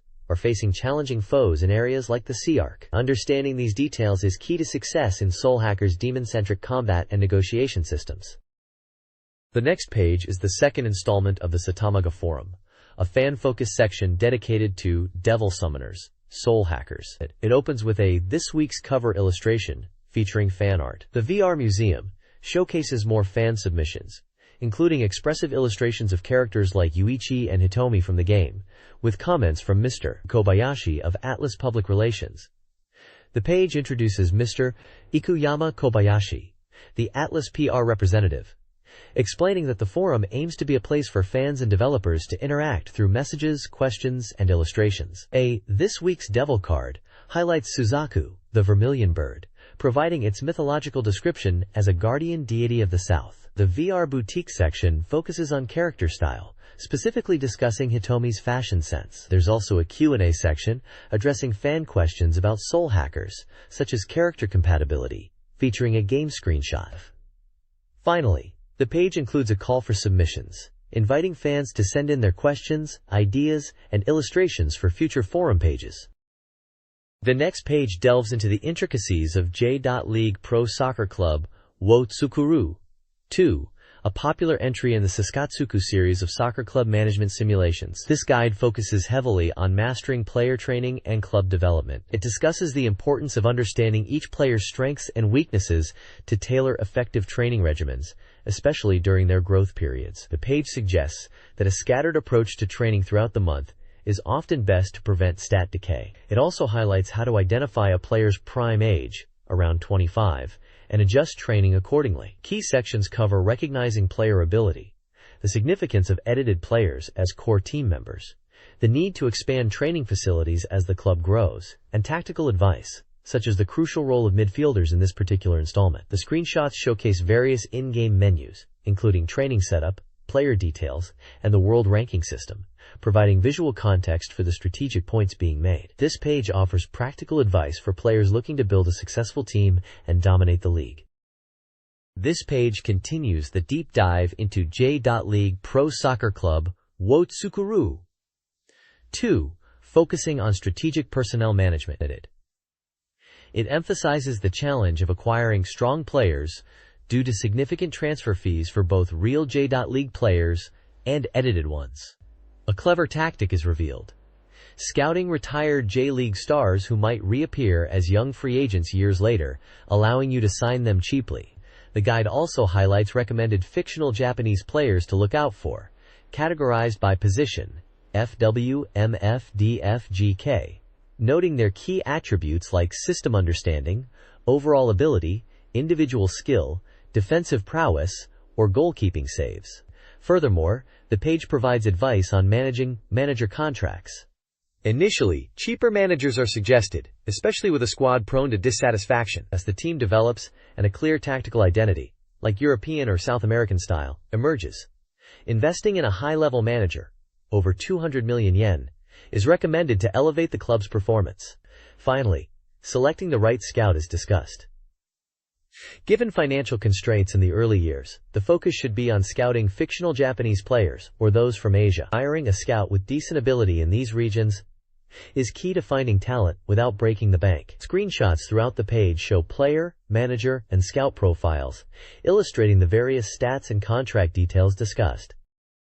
This page delves into the player development system in J.League Pro Soccer Club Wotsukuru 2, specifically detailing how different training regimens improve player statistics. It emphasizes that while training generally boosts player parameters, the effectiveness varies significantly depending on the type of training, indicated by ranks from A, best, to D, worst.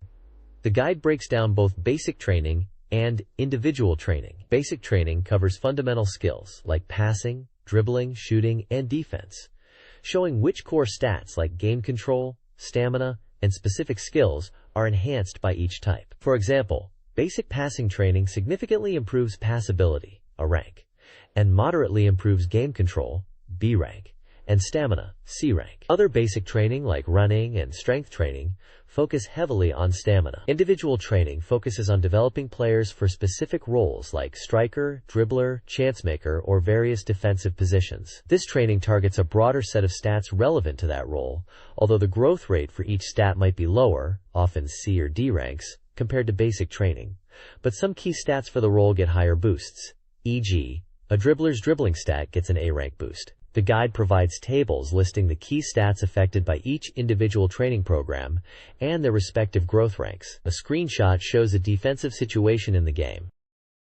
This page continues the in-depth guide for J.League Pro Soccer Club Wotsukuru 2, focusing on advanced player development through special training and the impact of various tactics on player stats. The special training section outlines specific regimens to enhance player suitability for different positions, like FW, MF, DF, and GK. Each training type boosts a set of relevant attributes, reinforcing a player's role on the field, although the stat gains are generally moderate. The tactics section details how different strategic approaches influence player performance. Systems like 442, 443, 451, 343, 352, and 532 are presented, each affecting core stats like game control, stamina, and individual skills differently. Understanding which stats are affected by which formation is crucial for maximizing team performance. Additionally, there's a valuable tip section on managing player and manager satisfaction. It highlights that high-level managers, while effective, can be prone to dissatisfaction if results aren't consistently good. The guide suggests increasing contract amounts or achieving strong league performance to appease unhappy staff and players, preventing them from leaving the club or underperforming due to low morale. Images show a manager and a player, likely illustrating the personalities or states being discussed. This page provides essential details for optimizing both individual player growth and overall team strategy in the game. This page continues the in-depth guide for J.League Pro Soccer Club Wotsukuru 2, revealing more secrets to success on and off the pitch. The key focus here is that players don't just improve through training. Their parameters also grow during matches, with match performance and wins being particularly effective for boosting stats and cultivating teamwork. The guide suggests using the information on which parameters grow in matches to fine-tune training menus for maximum efficiency. The page details how specific formations influence player development, listing systems like 442, 433, 451, 352, 343, and 532, and indicating which stats improve for players in each position within these setups. Similarly, various tactical approaches are covered, including offense/defense balance, offense-focused, defense-focused, counter, line defense, zone press, and libero, showing how each tactic impacts the growth of different player attributes. A crucial point highlighted is the negative effect of poor player condition. A dedicated section warns that players in bad condition may not see their parameters improve, even with effective training or match performance. Screenshots illustrate a player and a meeting interface, suggesting interaction or meetings might be involved in managing player morale and condition. The page emphasizes that while changing player positions isn't necessary for growth, understanding how formations and tactics affect stat development is key.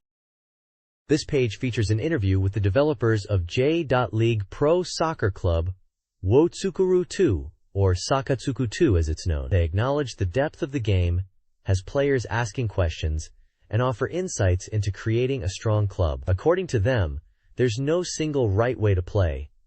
Success depends on the player's personal goals, whether that's winning the championship quickly, building a foundation for international success, or simply gathering star players.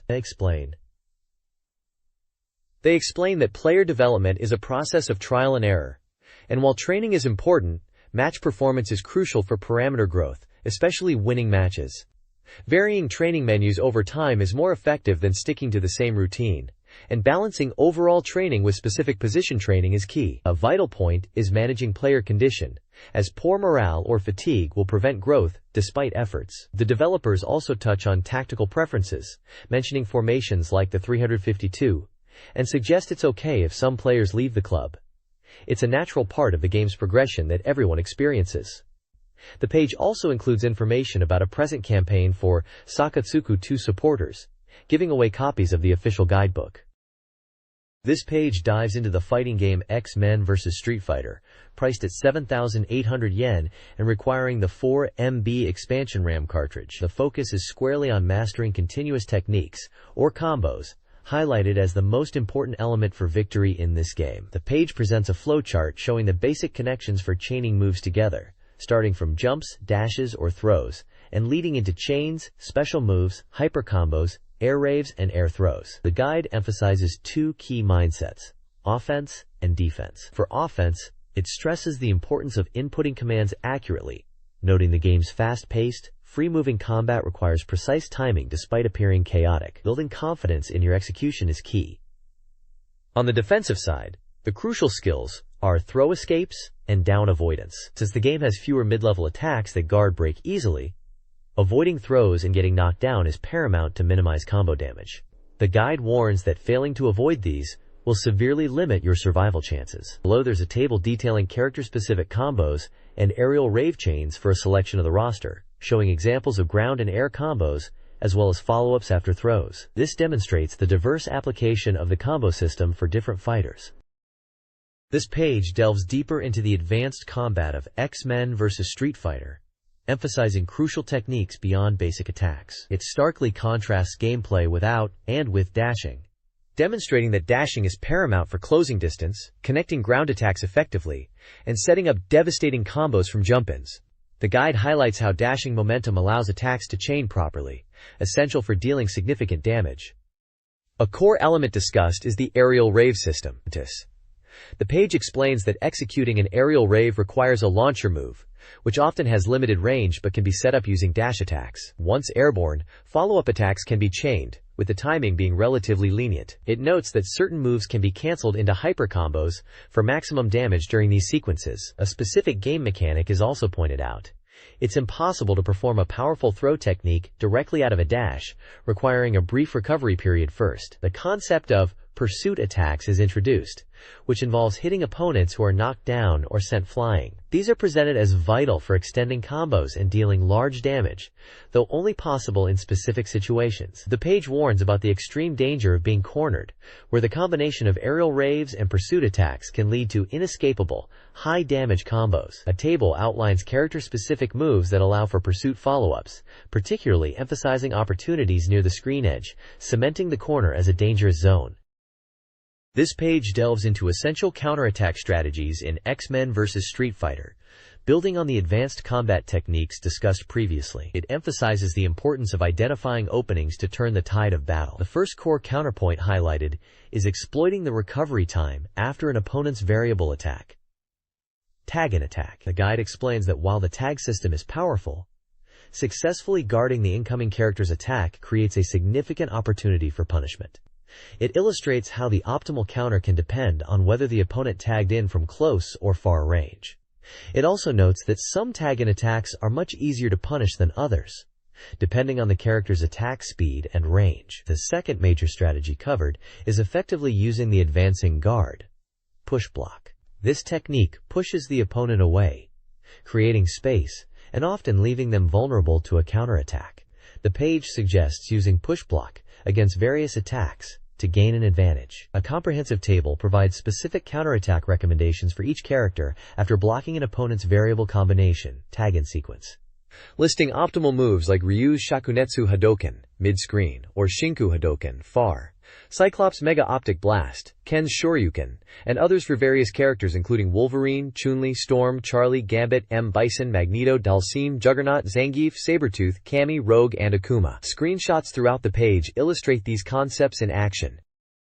This page continues the deep dive into advanced strategies for X-Men vs. Street Fighter, focusing on special offensive techniques that utilize the hyper combo gauge. It highlights two key mechanics, the variable combination and the variable counter. The variable combination, the signature tag team super, is described as incredibly destructive but costly, consuming 2 bars of the hyper combo gauge. A crucial benefit mentioned is the ability to immediately switch characters after performing it. However, the guide emphasizes that maximizing its effectiveness depends heavily on the synergy between the two characters' hyper combos, as the hit count can vary wildly depending on the combination. Screenshots show iconic pairings like Ryu and Ken performing their combined super.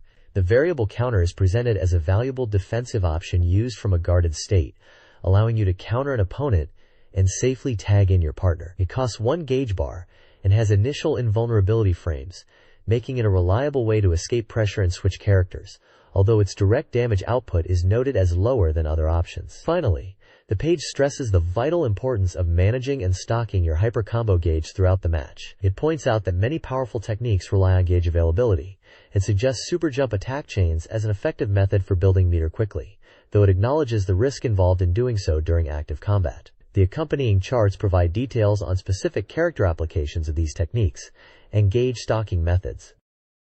This page dives into Josama Densetsu Yuna 3, Lightning Angel, a tactical adventure game. It focuses specifically on Chapter 1 and its branching narrative structure, visualized with a flowchart. After the initial mission, players face a crucial choice that determines which of the 2 main routes they take. Route A is presented as the more challenging path, notably lacking a dedicated area like a secret base, where players can easily grind and level up their characters. This makes the final mission of Route A significantly tougher. In contrast, Route B is recommended for players who want a smoother experience and the ability to build up their party's strength. This route includes a secret base mission, which the page highlights as an excellent opportunity to repeatedly battle enemies and gain levels before proceeding. The page offers tips on how to best utilize this base for training. Screenshots illustrate the tactical battle system, showing characters positioned on a grid, as well as character portraits and dialogue sequences, emphasizing the adventure elements of the game. The flowchart clearly maps out the progression through the chapter's various missions, and the point where the paths diverge. This guide focuses on the initial missions of Josama Densetsu Yuna 3, Lightning Angels Chapter 1, emphasizing tactical combat. It starts with the downtown mission, a tutorial battle. Next is Mission 1, in Shirokudai Residential Area, where players must save Yuna's parents and rescue Haruna for a valuable item, utilizing Yuna's speed and range support from Shikine and Yuri. Mission 2, set at Shirokudai Girls' High School, introduces Erika and Mai as allies to protect, requiring strategic enemy engagement, drawing attention away from them before finishing enemies with Yuri and Shikin, and using Yuna for the final blow. The guide stresses the importance of flanking for increased damage. Beyond gameplay, the guide mentions a promotional event featuring the voice cast, with screenshots illustrating combat. Chapter 1 of Josama Densetsu Yuna 3. Lightning Angel concludes with 4 intense stages against the Roka forces. Mission 3, TV Station, features a challenging encirclement, solved by concentrated fire, and a counterattack coordinated with newly playable Polyrena, who joins after the mission. Mission 4, Heavenly Fire Crash Site, introduces new Machina-type enemies, prioritizing the destruction of satellite machines. Raimi of China arrives as reinforcements in this mission. Key strategies include breaking enemy lines at the top of the map, with Minaki and Polyrena, and utilizing Raimi's abilities for reinforcements. Defeat means Yuna is unable to fight. Victory requires eliminating all enemies. The chapter introduces core allies: Mayaki with her illumination laser, Polyrena with speed and versatile attacks, and Raimi with high HP and status recovery skills. The guide recommends leveling these characters early on. The final mission of the chapter will see you face Kikuka. The next page dives into Mission 5 of Josama Densetsu Yuna 3. Lightning Angel, focusing on the formidable boss, Kikuka, the first assassin of the Roka forces. Kikuka is highlighted for her high defense and powerful attacks, like Kokusen, which temporarily lowers attack, and the long-range Kikukata, making her tough for lower-level characters. Mission 5A, set in the Heavenly Fire Crash Site, pits you against Kikuka immediately after Mission 4. The map features dangerous wave cannons firing along a set path, requiring careful movement to avoid their wide lasers. Strategy emphasizes dodging these cannons entirely, as even fast characters cannot escape if caught. To damage Kikuka, who is immune to the cannons, the guide recommends attacking from behind with your highest level characters. Victory is achieved by defeating Kikuka, while losing Yuna means defeat. Expect around 11 enemies on this map. Mission 5B, taking place in the Shiragaoka residential area, involves pursuing Kikuka in a narrower urban environment to protect Yuna and Yuri. Enemies frequently appear from one point, making securing a safe zone crucial. The suggested strategy involves using Mai's paralyzing ability on incoming enemies, then having Shino and Polyrena weaken Kikuka from a distance, before Raimi finishes her off in close combat. Kikuka targets Yuna, and is resistant to many attacks, with only Shino, Polyrena, and Raimi being consistently effective. Defeating a satellite machine first is advised. Victory conditions and defeat conditions are the same as 5A's, with slightly different enemy counts. This guide focuses on chapters 5 and 6 of the action RPG, The Legend of Oasis. Chapter 5 guides players to find Gudrun by using the Purple Wind ability on a rock to reveal invisible elements. Using the Purple Wind, the path to the Feather Spring is opened. Chapter 6 involves Hugh near the pyramid and navigating to the Feather Spring. There, Rimuru's heart is stolen by a black wind. A clear point emphasizes the importance of mastering the Purple Wind ability to uncover hidden objects. The guide encourages practice using this skill. Finally, a check section details how the Purple Wind reveals rare bugs in specific locations. 3 bugs are highlighted, along with their locations and hints. This page continues the guide for The Legend of Oasis, focusing on the next steps after the events of Chapter 5. It delves into Chapter 6, highlighting the task of Garup, acting as Kubo, needing to deliver something to Rimuru's house. They'll need to navigate a detour around the large dragon Donkil, and learn about the crucial need for a warm wind to heal Kubo's damaged wings. The guide then covers the Cave of the Rock People, where you encounter the challenge of stone rain blocking your path. Inside, you must participate in a ritual to identify the elder among the rock people. A key section explains the need to find a lullaby to soothe the infant Gambor. The hint for this quest comes from the Passaran grass, linking back to the previous chapter. Crucially, this leads to learning the Orange Wind spirit power, which is necessary to heal Kubo and advance. A side note highlights the new fishing mechanic, mentioning different fishing spots and the acquisition of the fishing rod item. Finally, a clear point emphasizes the surprising knowledge held by the eels in the game, recommending you talk to them for valuable hints about other characters and progress, especially when you're stuck. This page provides a comprehensive guide for the simulation game Narrated, focusing specifically on how to recruit allies within the game's scenarios. The core mechanic highlighted is that while stages can be cleared by destroying all enemies, often the key to gaining new units and characters is to fulfill surrender conditions instead. This requires players to set specific flags in previous chapters, or meet certain criteria during a scenario. The guide details how to recruit various characters like Anju Ida, Fal, Chamos, Lumol, Pal, Gol, Emi, Zamba, Narisha, and Kaiser, often linking their recruitment to specific chapters or events. For instance, recruiting Pal and Gol involves protecting and extracting them from refugee situations, while Zamba requires keeping Fal alive during a key chapter. Some characters, like those who can operate powerful units called thought battle cruisers, or those with high base stats, are noted as particularly valuable recruits. Understanding these specific conditions for surrender and recruitment is crucial for building a strong force and progressing through the game effectively. This guide focuses on character recruitment and scenario strategies in the SEGA Saturn game, Narrated. Several characters are recruited in specific chapters. Marcus Komodo Komodoas in Chapter 11, Mifune Tanaka in Chapter 12, Arnie in Chapter 16, Roa in Chapter 17, considered powerful, Gogon in Chapter 18, and Harry in Chapter 21, potentially dying based on player choice but strong if alive. The guide also details key sub-scenarios.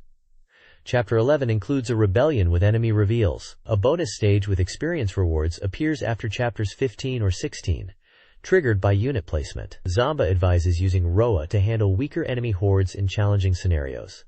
Chapter 22 is a complex three-part battle with strategic tips for each phase, including unit selection and hidden paths. Screenshots showcase space combat and character portraits like Roa. This page provides a comprehensive guide for the SEGA Saturn shooter, Cotton 2. It breaks down essential actions and strategies needed not only to clear the game, but, more importantly, to achieve high scores. The core mechanic highlighted is the chain system, built upon sealing enemies, catching them, and then using them to hit other enemies. The guide emphasizes that mastering the chain is crucial for earning big points, with special bonuses awarded at every 10 chain milestone. A significant point source is the bubble withdraw, which appears after sealed enemies are destroyed, particularly durable bosses that can be chained multiple times to produce numerous high-value withdraws. Players are strongly advised not to let these escape. The guide also touches on the tea time bonus stages, where catching bombs can lead to score multipliers. Handling bosses that spawn sealable minions is another strategy for building massive chains. Beyond scoring, the guide briefly mentions recovering health through specific combo actions and lists some hidden commands not found in the manual, such as the rolling catch for simultaneous sealing and catching, and the versatile mirage shot covering multiple directions. Finally, it details unlockable options tied to clearing the game on various difficulty levels, including the ability to select characters, toggle visual elements, and customize button mappings for features like rapid-fire command shots. Screenshots throughout illustrate key gameplay moments, like chaining enemies, tea time, and encountering bubble windrows. This guide offers a strategy for maximizing scores in Cotton 2, focusing on chaining techniques across all stages. Stage 1 emphasizes chaining enemies like bats and harpies, using sealed forms and strategic shots on the dragon mid-boss and Anno combo boss. Stage 2 requires pattern memorization and fast movement for chaining in limited space, suggesting use of terrain dips for the repetitive dragon mid-boss fight, and employing a lure and attack strategy for the Viola MK2 boss. Stage 3 divides the stage into chaining sections, with the mid-boss strategy involving distance and command shots. The Hell Octopus boss is approached by staying at the screen edge to trigger attack patterns. Hidden commands include a self-destruct, final comet attack, a silk needle release for speed, and a magic discard for element changes. This page dives into the Saturn port of Bubble Symphony, a classic entry in the beloved Bubble Bobble series. While it boasts a high difficulty, it's presented here as a console version accessible for players aiming to master its secrets. The guide focuses on the core mechanics and the path to the true ending. Basic techniques are highlighted, emphasizing the crucial bubble jump for reaching high platforms, and the scoring system, where popping bubbles gives points, encouraging players to zero out score digits for bonuses. A key element for progression and the true ending is collecting specific items. Sound symbols and letter bubbles. Sound symbols, appearing as musical notes in various colors depending on the stage, are hidden and must be found. Collecting 4 allows access to special stages. Letter bubbles, like those forming Extend, provide extra lives and other helpful items. Crucially, collecting the letters R, O, and D is necessary to revert the dragon protagonists back to their human forms, a requirement for the true ending path. The page also presents a stage branching chart, illustrating the game's non-linear progression. Players navigate through stages labeled A through M, with their path determined by factors like item collection. This branching leads to special stages, including the hyper-drunk stage, and the final route towards the true ending, accessible only after meeting specific requirements, like collecting the 4 keys obtained from sound symbols, and gathering the R-O'd letters.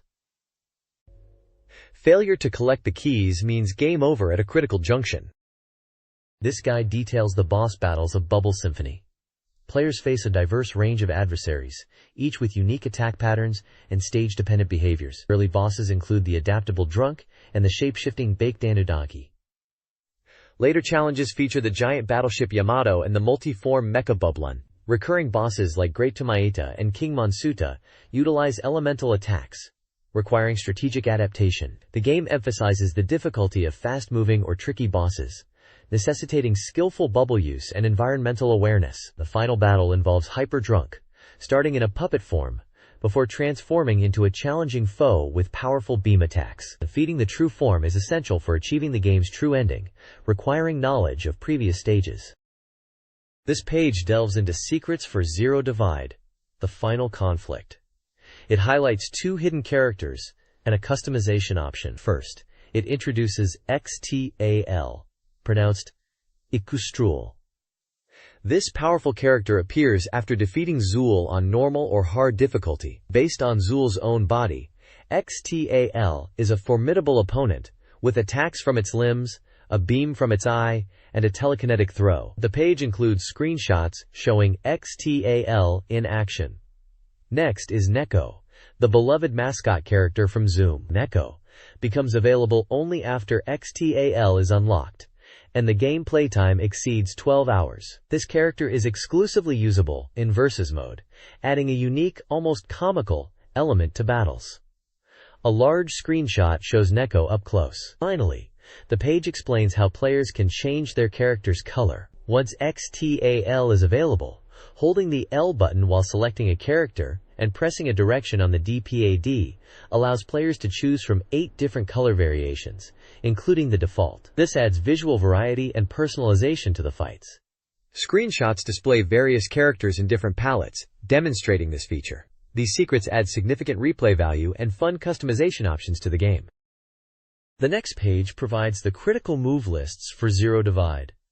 The final conflict's secret characters, XTAL and Neko. XTAL, the imposing biomechanical fighter, is highlighted for its stationary yet hard-hitting style, featuring unique techniques like Brain Rise, Brain Hammer, and Brain Charge, alongside various combination attacks such as Brain Cross and Brain Grand Cross, with commands and effects detailed. Then we have Neko, the adorable mascot, whose move list is equally extensive, including quirky named attacks like My Summer That's Too Sharp and My Fist That Hardened Dramatically 97. The page includes screenshots showcasing both characters in battle. A key explains that only unique and combination moves are listed, noting special properties like knockdowns and cancels, and that commands are for facing right.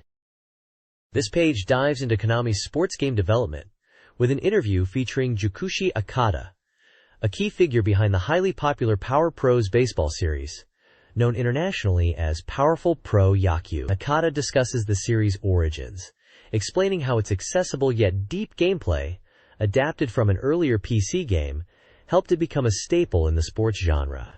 He touches on the balance between realistic simulation and engaging gameplay, and the importance of player movement and AI in creating a fun experience, noting how the nickname Pawapuro became officially adopted due to its popularity. The section features the iconic cartoon baseball player characteristic of the series, and a screenshot from International Track and Field. Below this, the page includes messages from Konami Computer Entertainment, KCE, staff across Japan. One message from a designer in Sapporo talks about the cold weather and relocating to the new, well-located office there. Another message from a developer in Tokyo mentions working late hours and touches upon the logistical challenge of needing development hardware, adding a personal touch to the often intense world of game creation. These messages are accompanied by caricature drawings and photos of the staff members.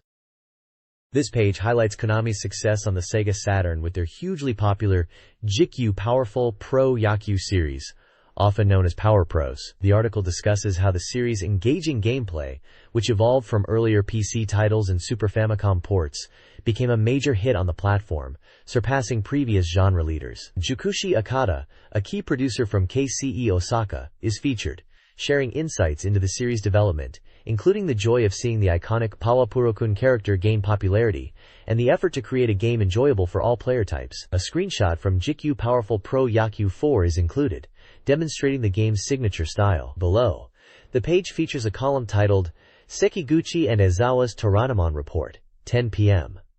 This seems to be a regular segment where two Konami staff members, Ms. Ezawa and Mr. Sekiguchi, answer fan questions, and discuss their work in media and public relations. They explain that their job involves promoting Konami's games to the press, which requires attending events, handling materials, coordinating interviews, and playing the games themselves to understand them deeply. They also touch upon their career paths in the PR industry.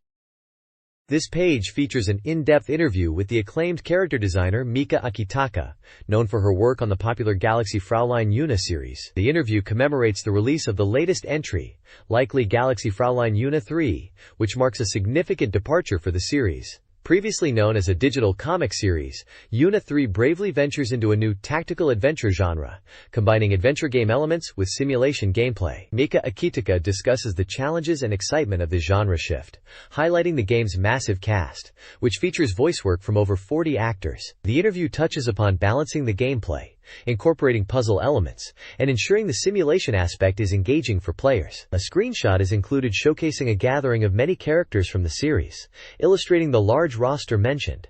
The article provides valuable insights into the development process and the creative vision behind the new direction for the beloved Yuna franchise from the perspective of its key visual artist. This page continues the discussion, likely with Mika Akitaka, about the latest Galaxy Fraulein Yuna title, emphasizing the new simulation gameplay. It's highlighted that this genre change suits the series well, and despite being a simulation, the difficulty is low, offering a unique experience recommended even for beginners. The quality of the included movies and battle sequences is particularly praised, noted as being worked on by the same staff as the OVA animations, ensuring high visual standards. The article also touches on tie-in merchandise, mentioning first-run bonus trading cards, and a pre-order poster obtained through a campaign. Furthermore, it covers a public recording event for the Galaxy Fraulein Yuna radio show, where Mika Akitaka appeared, demonstrating the broader media presence of the series. A screenshot shows a tactical battle scene featuring the game's distinctive two-head-tall characters, visually supporting the discussion on gameplay. This page introduces the upcoming arcade game Raiden Fighters 2 from Seibu Kaihatsu, the sequel to the popular hardcore shooting game. It's scheduled to arrive soon, and supports two-player simultaneous play. The article highlights the refined game system and flashy attacks, promising faster action and more intense battles than its predecessor. It dives into the game's mechanics and the 7 default player aircraft available. While not detailing every weapon, it covers the concept of main shots, sub-shots, bombs, and slave options, explaining key stats like movement speed, attack power, defense, and rapid fire. 2 specific aircraft, Aegis IV and Beastwing, are shown with their characteristics and weapon types. The background story, part of the Operation Helldive, is briefly touched upon, describing a post-war world where a new dictatorship orders a critical mission. Overall, the feature positions Raiden Fighters 2 as a highly anticipated, action-packed sequel for fans of the genre. This page continues the deep dive into the upcoming arcade hit Raiden Fighters 2. It elaborates on the distinct capabilities of the 7+ alpha player aircraft, each possessing unique stats for movement speed, shot spread, attack power, and rapid fire, along with different main and sub-shot weapon loadouts. Powering up involves enhancing both main and sub-shots, and obtaining slave items allows for equipping up to 2 options for special attacks like the hybrid attack. The article details the game's structure, part of Operation Helldive, consisting of 3 main missions. Each mission is composed of 3 areas, which are randomized in order, culminating in a boss battle. It also touches upon the scoring system, which rewards players for more than just defeating enemies, including bonuses from medals and characters. Featured are 4 more player aircraft: the high mobility but lightly armed Chaser 2000, the heavily armored but slower Deathheader, the Eraser known for powerful weapons despite lower maneuverability, and the balanced attacker Flingray. A 5th, Griffin, is also partially shown, highlighted for stable attack power and mobility, despite some handling quirks. Each aircraft's stats are visualized on a radar chart, and their primary weapons are listed. The developer expresses excitement for the game, promising the series' core fun with enhanced visuals and more playable aircraft. This page celebrates the Rockman, Mega Man, 10th anniversary, announcing that popular goods previously only available at the Rockman Great Exhibition are now released nationwide. Featured merchandise includes a vibrant 1998 calendar showcasing characters from across the entire Mega Man series, remote-controlled cars styled after the vehicles from Mega Man Battle and Chase, available as both Mega Man and Proto Man versions, themed keychains featuring characters in their race cars, and small Rockman Battle and Chase puzzles. The Big Push Room section displays fan contributions, primarily artwork, featuring beloved Capcom characters. You can see submissions featuring characters from Pocket Fighter, Night Warriors, Darkstalkers Revenge, Street Fighter Alpha 3, and the arcade Dungeons & Dragons. Shadow over Mystara, showcasing the creativity of the readers. Finally, the page teases the next issue, hinting that it will be heavily focused on Chun-Li, who topped a character popularity poll. It is also a reader giveaway for the SEGA Saturn version of Marvel Superheroes. This page features an extensive interview with the development team behind Street Fighter II-1. Second Impact. Developers Noritaka Funamizu, Hidetoshi Ishizawa, and Hideaki Itsuno discuss various aspects of the game. They touch on the decision behind the game's name, changes made to core mechanics like blocking, and the implementation of the X special move system. They also talk about the new characters introduced, specifically focusing on Hugo and his planned strength. The interview briefly mentions the possibility of a PlayStation port. The page also delves into hidden features within Street Fighter II-1. Second Impact. It details how specific hidden characters can invade your CPU battle run, depending on which character you are playing as, listing which matchups trigger these encounters. Furthermore, it explains the conditions required to face the ultimate boss, Shin Akuma, after first defeating Akuma, noting requirements like achieving perfect victories and not using continues. Finally, it reveals how players can select their preferred CPU battle route through specific button inputs during character selection. This page features a look into the development of rival schools, United by Fate, with developers Hideaki Itsuno and Noritaka Funamizu. They discuss the game's concept, which shifted towards a school theme and the tag system due to technical constraints and the goal of competing with other 3D fighters. Funamizu touches on the challenges of balancing the unique characters. An accompanying image shows the developers during the interview. There's also art of a female character, with a note promoting coverage in their sister PlayStation magazine. A lighthearted section features developer Ozzy and Funamizu showing off their G-Shock watches, asking readers to share theirs too. The page also announces the birth of Capcom's new music label, with its first releases being the soundtracks for rival schools, United by Fate and Resident Evil 2. An interview with sound group leader Kazuyuki Yoshitoshi explains the label's purpose, aiming to release quality soundtracks from Capcom games and potentially others, while also announcing they are recruiting sound staff. Brief sections cover reader requests for Mega Man and Mega Man Legends ports to the Saturn, a contest for custom stickers for the 4MB expansion RAM cartridge, used by games like X-Men vs. Street Fighter, a special extra magazine issue distributed at a Mega Man event, and a fun appeal for readers to name their bicycles. This page previews Capcom's upcoming 3D fighting game, Rival Schools, United by Fate, focusing on the diverse schools featured in the game. Set for arcade release, the game boasts a cast of characters ready for action.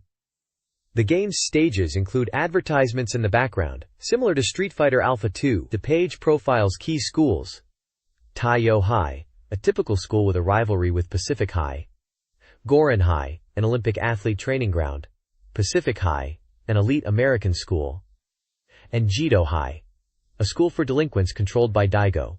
Details about Justice High are unknown, adding intrigue. Screenshots showcase various battle stages, including the Taiyo High grounds, Gorin High Gym, and external views of Pacific, Jido, and Justice High, emphasizing the importance of the varied school settings to the game's atmosphere. This page continues the strategy guide for Winter Heat, focusing on the second half of the events: slalom, speed skating, bobsleigh, and cross-country. The game, essentially a sequel to Decathlete, is played over 2 days, with 4 events each day, and your final rank is based on your total accumulated points. Reaching 10,000 points is the target for a high ranking, though it's noted as quite difficult. The guide provides specific strategies for slalom and speed skating. In slalom, the crucial element is button timing to knock over the gates. It's compared to the 110 meters hurdles from Decathlete, requiring rapid button presses but precise timing to clear the obstacles, especially as the course gets more complex. The goal time is highlighted as 29.50 seconds, with a tip to press the action button slightly before reaching the gate. For speed skating, the strategy is simple. Maintain maximum speed on the straightaways, but slow down in corners. The key is to reduce speed slightly as you enter the cornering zone, indicated by yellow, to prevent falling in the danger zone, red. Mastering this speed adjustment is essential to achieve the target time of 35.75 seconds. Screenshots demonstrate the in-game views for both events, showing the gates in slalom and the corner indicators in speed skating. This page continues the Winter Heat strategy guide, covering the bobsleigh and cross-country events. For bobsleigh, the guide stresses that success is determined entirely by the start. You need to time your button presses to maximize the power gauge just before the starting line, similar to other explosive start events. After jumping into the sled, button A, the focus shifts to precise handling, especially navigating corners at speeds exceeding 130 km per hour without hitting the walls. The target time is 43.00 seconds. Cross-country is presented as a test of endurance and strategy, likened to the 1,500 meters event from the previous game. The key here is mastering the slopes, using the on-screen map to anticipate uphill and downhill sections. You need to manage your stamina. Push hard uphill but recover naturally on the downhill. Avoid excessive button mashing, favoring a steady rhythm. The target time is 45,700, with an aim to reach the 4-minute 30-second range. Clearing all 8 events reveals the overall score and ranking. The game features character-specific endings, and the ending for the new character, Winter Heat, is highlighted as a must-see emotional moment. Finally, the page announces that a Saturn version of Winter Heat is coming soon. This page is volume 40 of the Cyber Troopers Virtual-On crossover series from Sega AM3. Written by members of 3, this installment, volume 11, documents their latest guerrilla activity and serves as a penalty game for the group's chairman. Titled, "Will Shibuyake Cosplay Work?" The experiment aims to see if cosplay based on music artists, specifically Jamiroquai's vocalist, is recognizable and effective compared to common anime, game, or military cosplay. The plan involves the chairman dressing up and going to a large record store in Shibuya, asking for a specific Jamiroquai CD using only a vocal snippet, and striking a pose from the album cover. The accompanying photographs follow the chairman from the train station, through Shibuya, to the HMV store, and finally inside where he attempts to interact with the staff. The documentation suggests the store employees were quite surprised by the chairman's unusual appearance and actions. This page explains what 3 is and their policies, confirming they are an organization of skilled gamers aiming to reform the arcade industry through unconventional methods, like this guerrilla activity. Their policies include abolishing player discrimination, dismantling the arcade empire, and supporting N64's 007. The story continues from the previous page, detailing the chairman's interaction inside the CD store while dressed as Jamiroquai. Photo captions capture the dialogue and reactions. The chairman's English caused staff faces to stiffen, but another store clerk recognized Jamiroquai. They found the CD, and the chairman posed as planned. However, the chairman became mentally pressured, leading to the experiment being cut short after just 2 stores. The epilogue expresses apologies to their supporters for this limited outcome. The experiment results declare a 100% understanding rate of cosplay among large CD shops, with Shibuyake cosplay being applicable. Future experiments may involve male-female pairs, or other unusual costumes like a naked torso with a tie.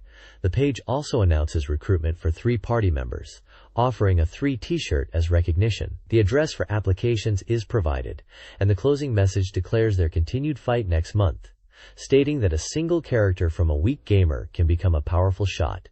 And knowledge is power. This page is the official corner for Sega's AM2 R&D division, volume 79 of the Express Weekly, featuring an interview with the legendary AM2 department manager, Yu Suzuki. The focus is on reflecting on 1997 and discussing the stirrings of future projects. Suzuki touches on AM2's releases that year, including Virtua Striker 2, Scud Race, and Virtua Fighter 3 TB, while expressing his preference for looking forward rather than back. The main revelation is the development of a new driving game. Suzuki discusses a recent test run at Tsukuba Circuit, where AM2 staff, including programmers, and professional driver Tetsuya Ota collected real-world driving data from various cars. They focused on capturing the feel, physics, and details like G-force and shift timing, aiming to use this data to create a realistic simulation. Suzuki himself even recounts spinning out once during testing. The page also features screenshots of classic AM2 driving titles, the pioneering Daytona USA, and the critically acclaimed Scud Race, known as Super GT outside of Japan, reinforcing AM2's strong history in the genre, and setting the stage for what might be the division's next big driving experience. This page continues the interview with AM2's Yu Suzuki, delving deeper into his passion for driving games. The article highlights his significant history with the genre, referencing groundbreaking titles like Virtua Racing and Super GT.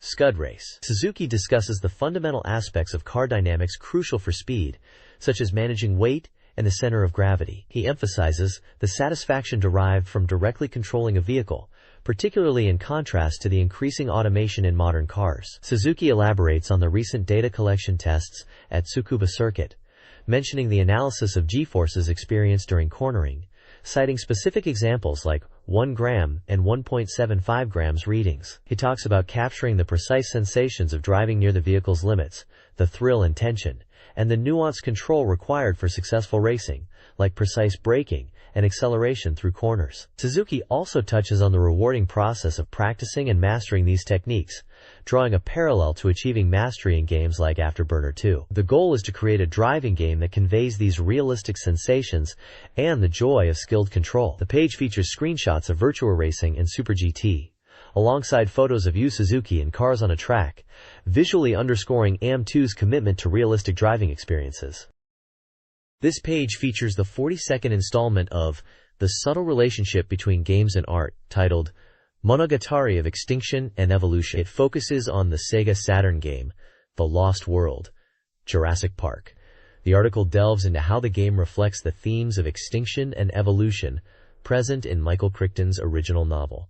It discusses the concept of biological diversity being key to survival against environmental changes, contrasting it with the fragility of a uniform population. The game is described as an action title, where the player controls a dinosaur, navigating environments like mountains and jungles. The gameplay involves fighting and defeating enemy dinosaurs, and interestingly, eating them to recover power, emphasizing a brutal survival of the fittest world. The reviewer notes that playing the game provides a sense of evolution, as the player becomes stronger and progresses. This growth through overcoming challenges is compared to a soccer player gaining confidence and improving after scoring a goal. Ultimately, the article suggests that players can experience personal evolution within the fictional world of the game. The page includes screenshots from the game and images related to evolution, such as seals in the Galapagos, photographed by Dr. Fuse, who is also featured in a caricature. There's also a brief segment titled Weekly Fuse Academia, which mentions a virtual lab and something about enjoying Tokyo Disneyland differently. This page presents a weekly horoscope feature titled Hakozaka-style fortune-telling, for the week of December 5th to 11th. It includes a profile of Hakozaki's mother, the fortune teller, noting her long experience. There's also a section called Weekly Lucky San, profiling a specific individual born under Sagittarius, complete with an illustration and personalized advice regarding rest, worries, and relationships. Below this, general luck categories like money, health, work/study, and love are listed. The main part of the page features fortunes for all 12 zodiac signs, from Aries to Pisces. Each sign is represented by small illustrations for both boy and girl, and provides a brief forecast for the week. A legend at the bottom indicates how to interpret the illustrations, representing excellent, average, and Below Average Luck. This page features the weekly reader submission secret technique corner for the SEGA Saturn, highlighting clever tricks sent in by readers, with different ranks offering prizes like Saturn software or book tokens. The page is titled Peek of Secret Techniques and includes an illustration of a character representing a gamer. Featured this week are tips for several games. For Concept, readers learn how to unlock abilities like using the character Gorrigan in versus mode and making map layouts random, both achievable after clearing the game's story mode. There's also a trick for Steve's slope sliders that allows players to access a hidden, retro-style minigame through a specific button combination entered in the options menu. Finally, a tip for Ninja Jajamaru-kun. Onigiri Nin Puchao reveals a method to enter a debug mode by inputting a controller code on the title screen, which can unlock features like viewing CG movies or listening to background music. The page concludes by soliciting readers to submit their own secret techniques. This page features the SEGA Saturn Soft Review section, covering upcoming releases between December 5th and December 11th, with reviews from different groups including female users, high rollers, and guest writers. Featured here are reviews for 2 titles. First is Maria, The Reason You Were Born, an interactive drama/adventure game. The reviews highlight its immersive, story-driven experience, with a focus on the scenario and character interactions. It's described as feeling like watching a TV drama, and the multi-story aspect is seen as enjoyable. The average score is 7.00. The second game reviewed is Princess Crown, an action RPG with fighting game elements. Reviewers praise the beautiful graphics and smooth animation, noting the unique blend of genres. The engaging character expressions and story progression are highlighted as strong points. While the combat receives mixed feedback, the overall presentation and world are well regarded. The average score for Princess Crown is 7.66. This page features the SEGA Saturn Soft Review section, focusing on releases from December 11th. First up is Marie's Atelier, The Alchemist of Salzburg, an RPG that scores an impressive average of 8.00. Reviewers praised the fun alchemy system and engaging events, highlighting the strong character interactions and finding it enjoyable despite the time-sensitive nature. Next is Arcana Strikes, a tactical card RPG with a 7.00 average. While some found the battles a bit slow, the card collecting mechanic was highly appreciated, appealing to the collector's spirit. The game's concept of bringing a trading card game to the Saturn was noted, though some felt the overall content could be lacking. Finally, Saturn Bomberman Fight, an action game, received a lower average of 5.00. This title's shift to 3D received mixed reactions, with some finding the gameplay less intuitive than the classic 2D Bomberman, and criticizing the camera and small character models. Reviewers also felt the strategic depth was reduced, making battles less exciting. Screenshots show gameplay from all 3 featured titles.